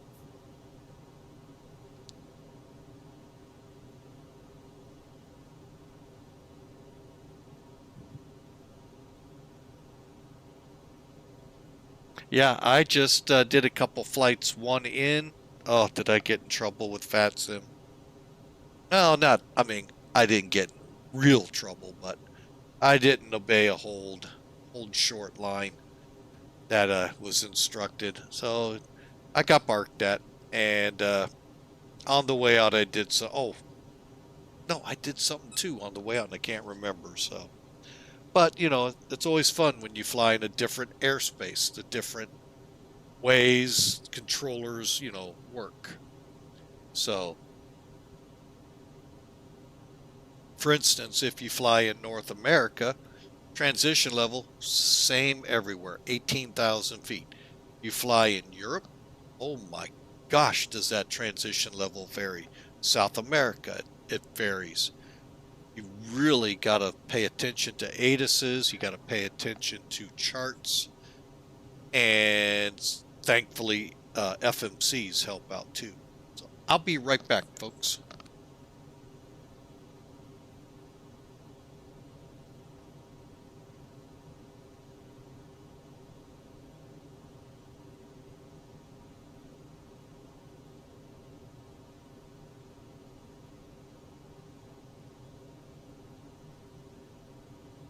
All right, folks, I'm back. Sorry. The CEO, wife and boss of me, had some instructions for me while they heading out that we'll get to once we're on the ground. But as I was getting to, folks, if you're new to the channel, we would love for you to hit that follow button. That way, at least you'll get an email knowing when we're live, and you're supporting the channel with your just being here. We got here. Oh, and now Marpef is now following us. Awesome, sir. Appreciate both the subscription and the following. If you want to take it to that next level of subscribing, Twitch is offering great deals right now, folks. 25% off Tier 1, 25% off Tier 2, and 30% Tier 3. I'll be totally honest. Even with some of the people I'm subscribed with, I have no idea how to get to Tier 2, Tier 3 with them. So I wouldn't even begin to be able to explain it. Oh my gosh, sorry folks, that came right out of the blue, that cough. Do not like coughing in people's ears when I'm talking. But that's there, folks, and Twitch again is giving the discounts. They call it September, so that you, the viewers who enjoy the people you love watching, you can show the love by subscribing and helping them out to try to help their streams be even more appealing to you. That's what we do here, at least at Flying with Mike. I can only hope the others do. But, you know, they're their own people. So, but again, thank you so much. Folks, if you're over on our YouTube channel, you can do like, I have to go back now on my cell phone to see like Marcio Felix did in subscribing over there, and you'll know when new videos come out. It's the equivalent when you subscribe at YouTube to following at Twitch. So, but anyway, with all that good stuff out of the way, let's get ready to land this thing. And oh my goodness, You're really coming up to watch an Airbus? Welcome, Hawker 125, one of our moderators. Welcome in, sir. Duh. Well, thank you, sir, for coming out and being a part today. We'll try not to raise the hair of where you work too much.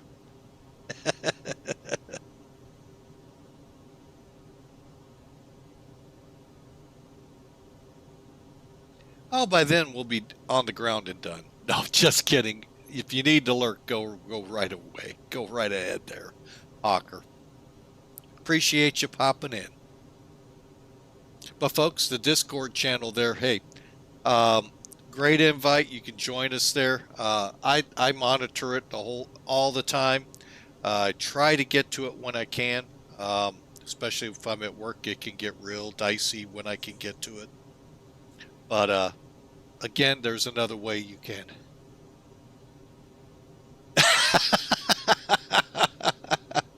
I hope not. We got plenty of runway to not do that.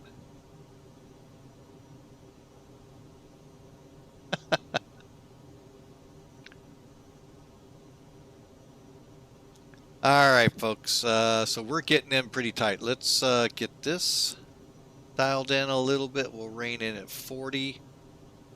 Starting to get some blips of showers out here. Now, whether or not they'll actually show up, we'll see. Let's get on LS. ILVV 110.9. Perfect. Let's get it up over here. Constraints. Constraints. There we go. Check my radar settings. Even. And here we go, folks. Slowing to 240 right now because we're approaching 10,000 feet. Landing lights on.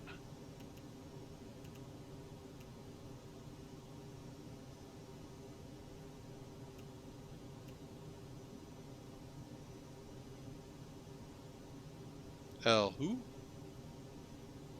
Front row.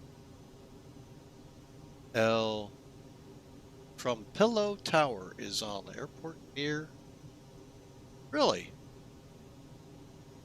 Let's refresh SimAware because I'm not seeing anything on. I still connected? Yep. That's another one I like. The ICAO for it is SLET, sleet. I'm sorry. Little things like that. Oh, that's, why is that not showing up? That is weird.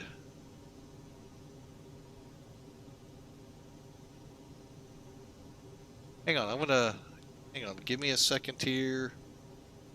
Flipping screens. I'll let you all see it. They are not showing up here online.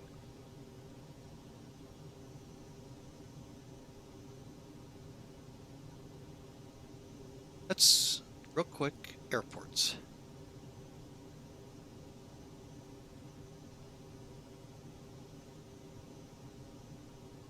And that's not showing either. And folks, this is one thing I really love when you're able to pop these out like that. For eyes like mine, it always helps. Okay, so we've got that. Let's go ahead and begin to slow. 220. Go ahead and use the speed brakes now. And I'm going to go ahead and activate approach. Again, I told you, once you take over speed and you're going to stay with it, go with it. 230,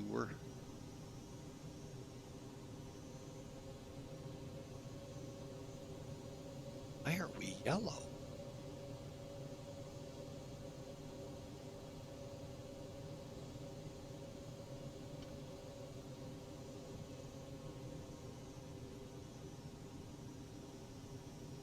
Alright, we'll use the 230 rule and get some flaps down.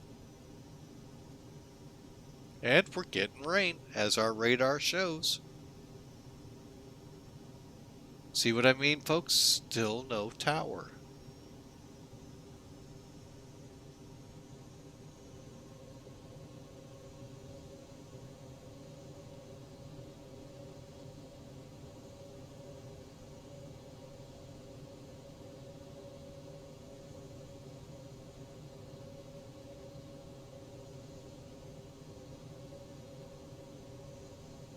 Okay, going to go ahead, cancel the spoilers. Still not alive yet. Is he on? 18.3, just in case.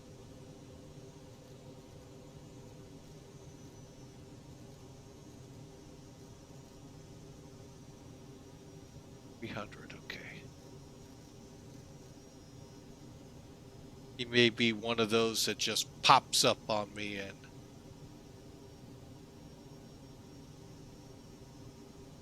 heck is sleet.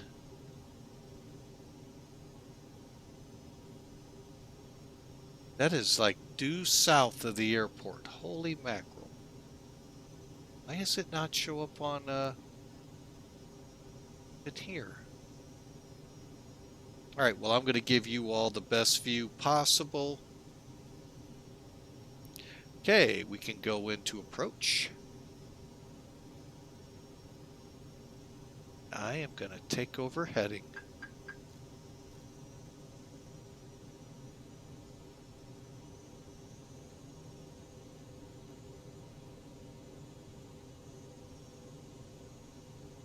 I think it's 10:09 now. Yeah. All right, here we go, folks.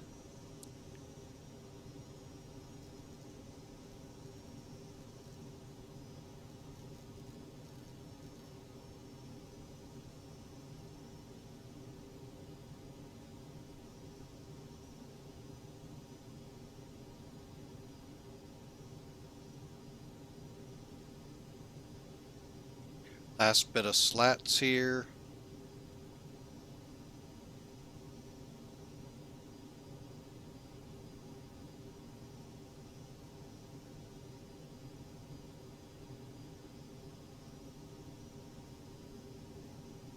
Let's go to 20.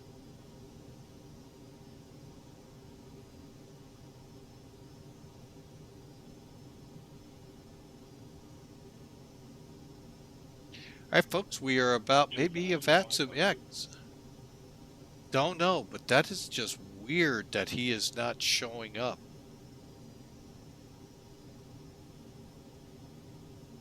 Okay, we're 10 miles out, folks. Alright, we're at 180.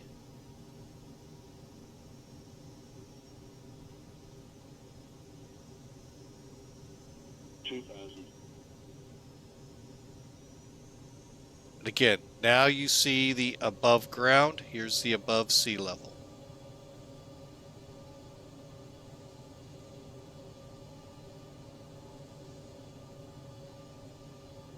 Should be turning in here shortly.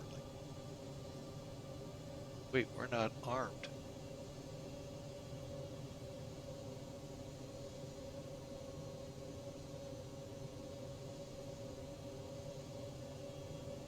There we go. Whew. Like, why aren't we armed? I thought I pushed that. Alright, so we got rain over the airfield.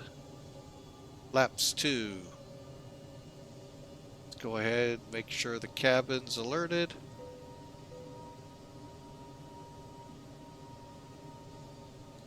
Speed brakes, medium.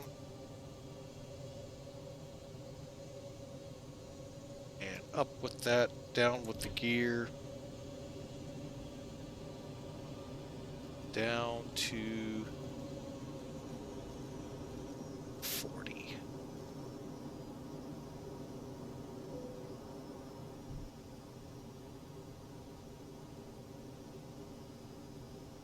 Gears down, 3 green, 7 miles out.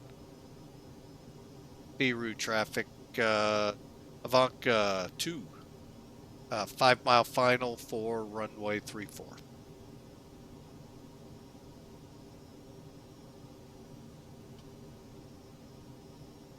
Flaps full. All green. Speed, speed, speed, speed, speed, speed, speed, speed.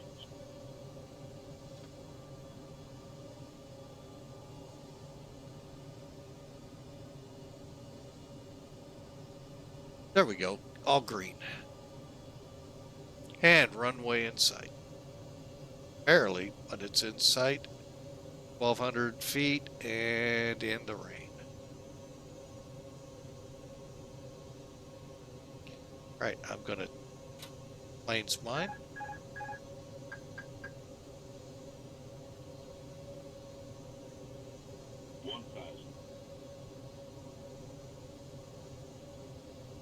Cabin's ready. On course. Getting a little low.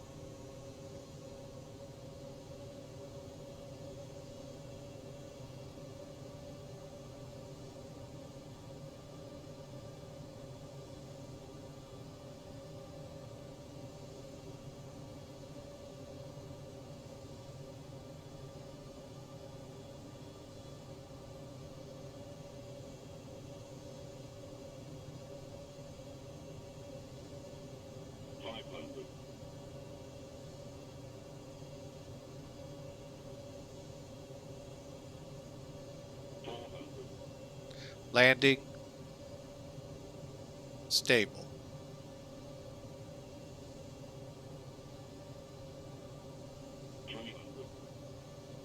Hundred above. 200. Minimum.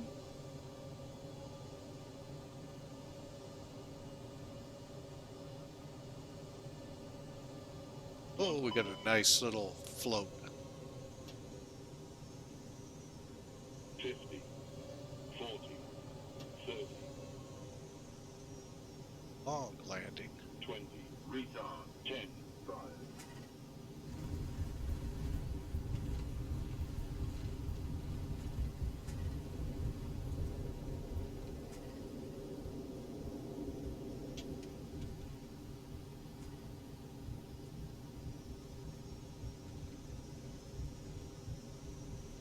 Oh, that was a rough one, folks. Thankfully, no tires blown. All right.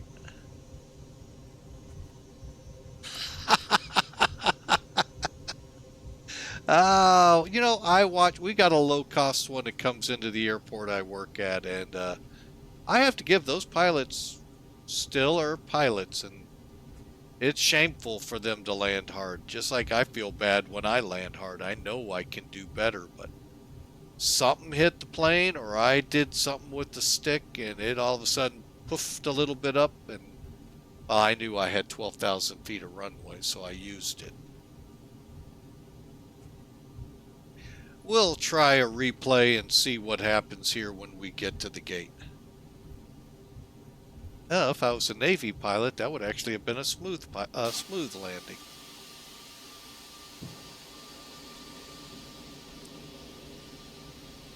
Oh, I don't think I armed the spoilers either. Thought I did, because it was green.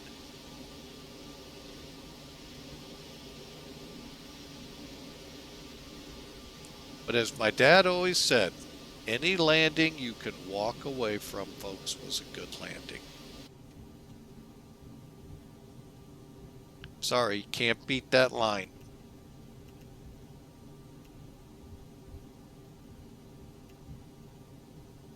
All right. I hate when they don't have lines, because I thought I had room. Just look at that windsock, folks. Plus, we're, supposedly we got CBs, so, hey, didn't get any wind shear alerts. I've never actually had a wind shear alert in here.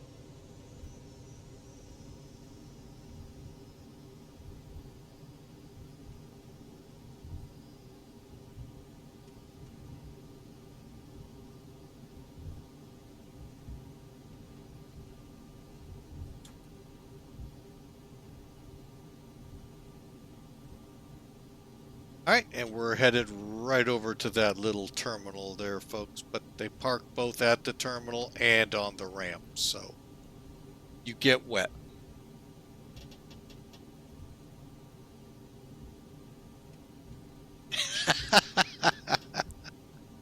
uh...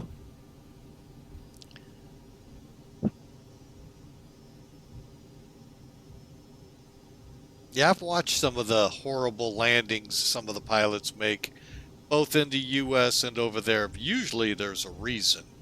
Crosswind is the big one. Flaring and ground effect are always optional. Exactly. Oh, I'd like to find out. There was an article I read a couple days, or yesterday, about coming into gates with flaps down and all. Interesting read, but it was in referencing to 9/11, so I wouldn't even know where to find that link now. But really good article. American Airlines pilot flying that day. So, all right, we need to get radar turned off. Predictive turned off. Get you turned down. Get that turned off. APU started. And we'll be nice to the passengers. We'll go for a jetway.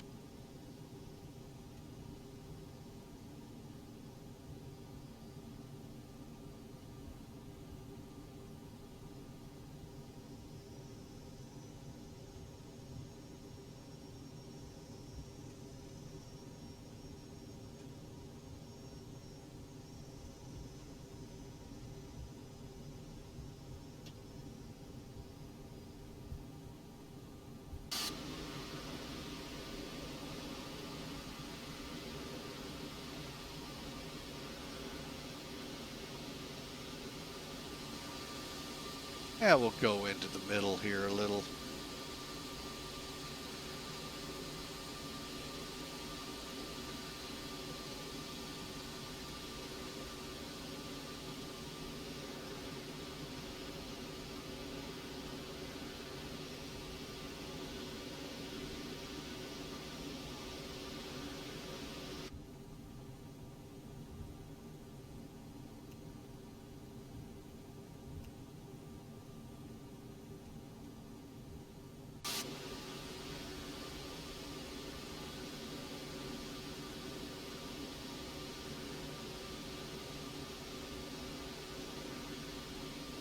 Now we'll look over the numbers when we... Somebody just spawned in with us.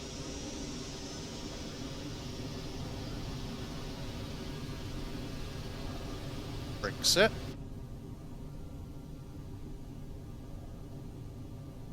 Verify the brakes are on. Oh yeah, and when you do that METAR function we did, folks, you get it right here. Problem is, I've never figured out how to get it from here to read. So, oh well. But anyway, folks, welcome into Viru Viru, as I like to call it. I think that's how you call it. Neat name for an airport. And compliments of clouds around us. We're not going to be able to see the Andes, I'm sure. Yep. We're in the front range to them. If the clouds were gone, we might see it. But, all right, let's get the remainder of the checks done. Let's see. APU is on. Brake temperatures. How we doing? Need to cool quick. Well, not real quick, but we'll get them cool. Terrain's off. Parking brake, anti-ice, and bleed. Available so the bleed can come on. And that means 1 and 2 can be now shut down.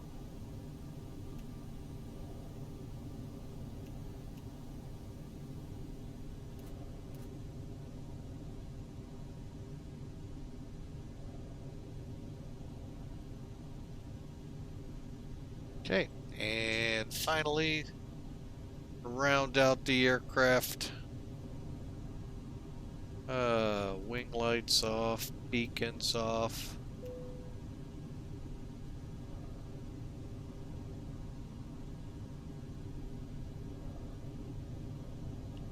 Now, will the jetway work?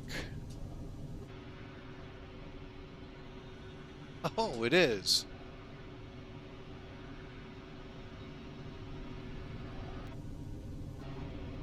Here comes the cavalry.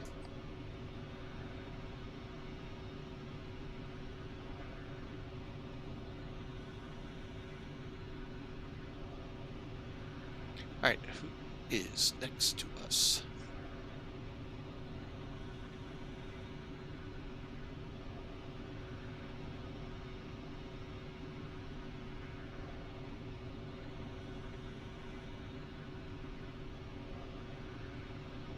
Oh, wow.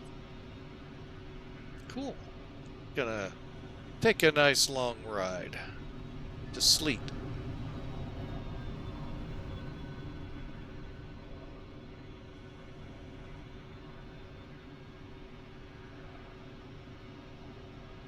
All right, so with the last one coming in, the doors are open. The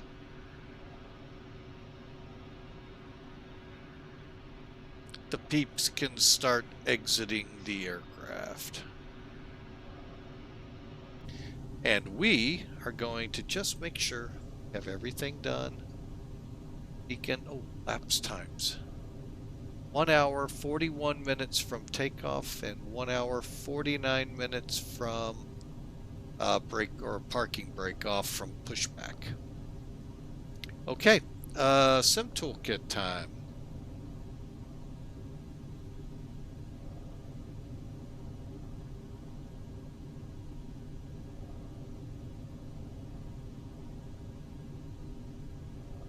All right, looking at Sim Toolkit. Everything's been filed. Good. Get Mac Air taken care of. Hopefully they won't get too upset. Filing the PIREP.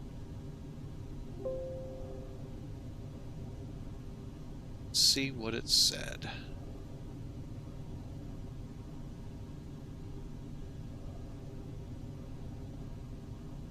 Logbook of view my PIREPs. And oh, wrong one. There we go. All right, here we go.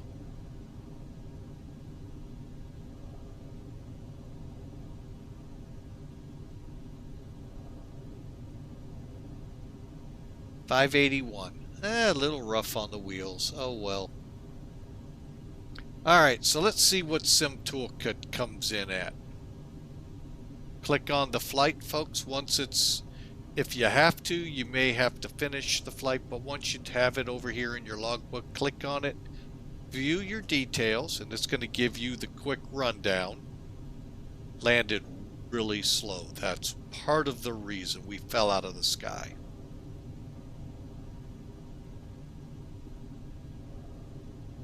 All right, and then this is what I like in Sim Toolkit.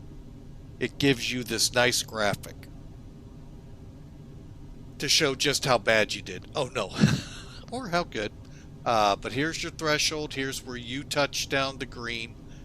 Each of these hash marks for folks new to aviation are 500 feet down the runway. X-Plane does not put them all in all the time. So that's why it looked like I was out of the landing area. I was actually 2,500 feet, almost 2,600 feet down an 11,000 foot run. Technically, although a lot of rubber sitting wherever I banged the runway at, 11,000, I was only 2,500 feet down the run, so not bad in a way. But I was 17 feet off the center line. All right, and then we got off, well, our taxiway is, oh, right here. So we got off right here, taxied back, and we're in one of these gates right here. So again, gives you great numbers. Pitch 7.3, so we'll have to look to see how bad that looks. Almost 2G, so the people got to feel it. You know, it's what's called a wake-up call when you land.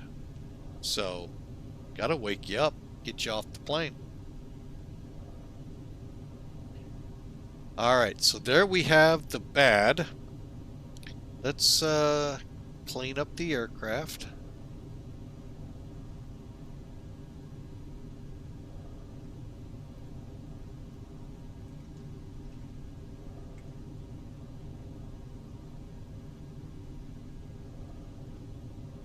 Okay, and we'll just kind of watch out here again as they all leave.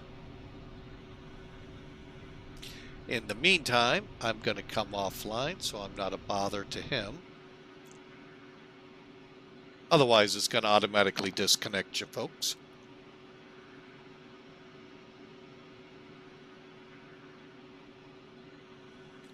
And we're all buttoned up there.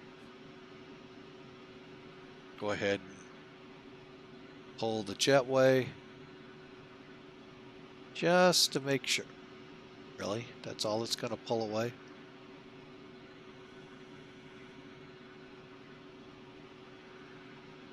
There we go. I was going to say, it didn't really move. There we go. All right.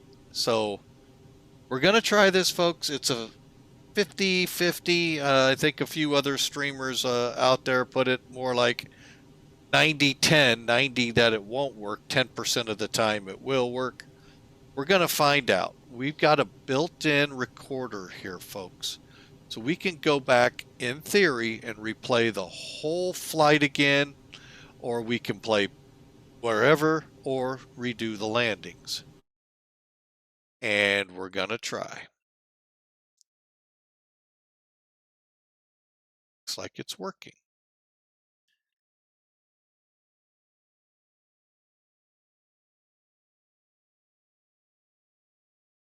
Now,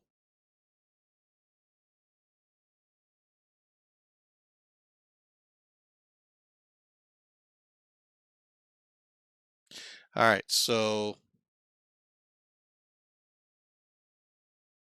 let's do this one.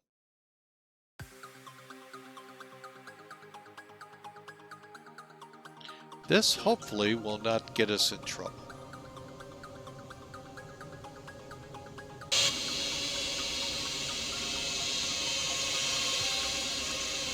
Now, one thing that will happen, folks, just going to let you know, the weather can be different this go around than when you came in. It is still running it in real time with the sim, so whatever's going on in the outside world could reflect. Did I lose the airport? Oh, no, I didn't. Okay. That happens too every now and then.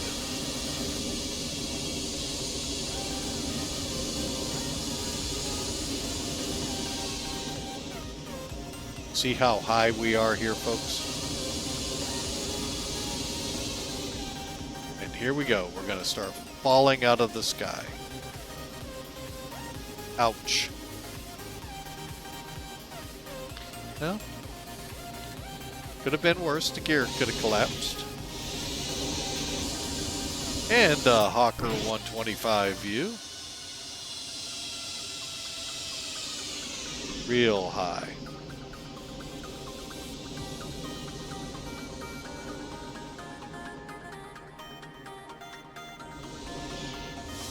One more time.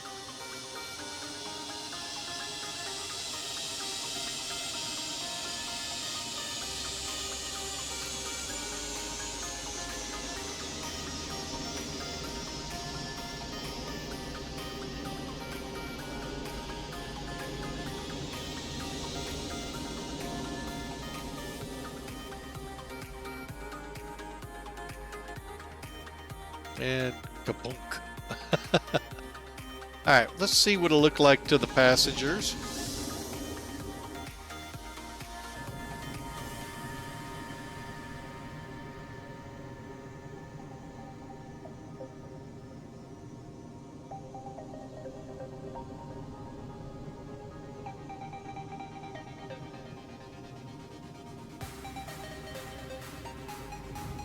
Oh, that's an algae.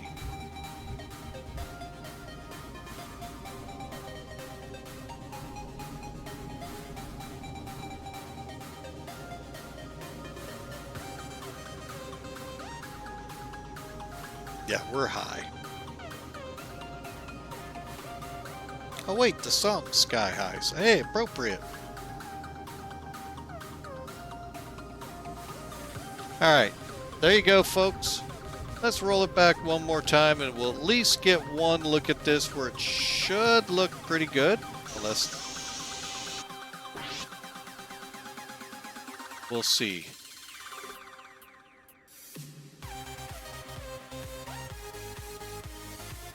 Okay, maybe not. Usually from the tower it never looks too bad.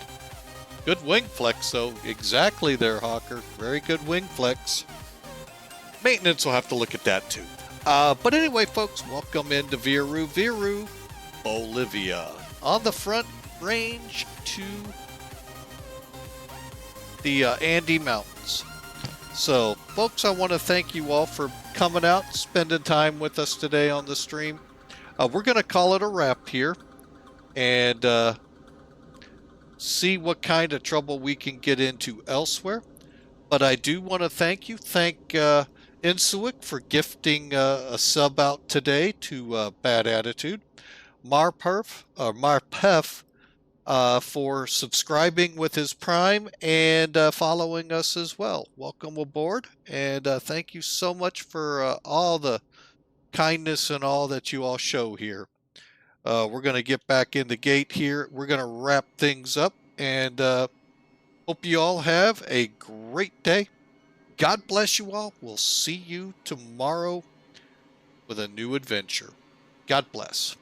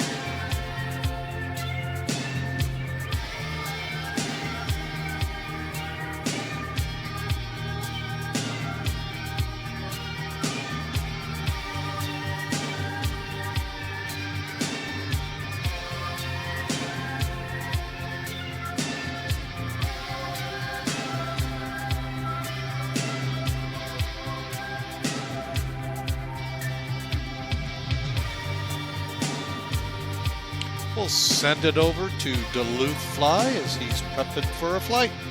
Looks like Kansas City to Orlando. Enjoy. God bless. We'll see you tomorrow.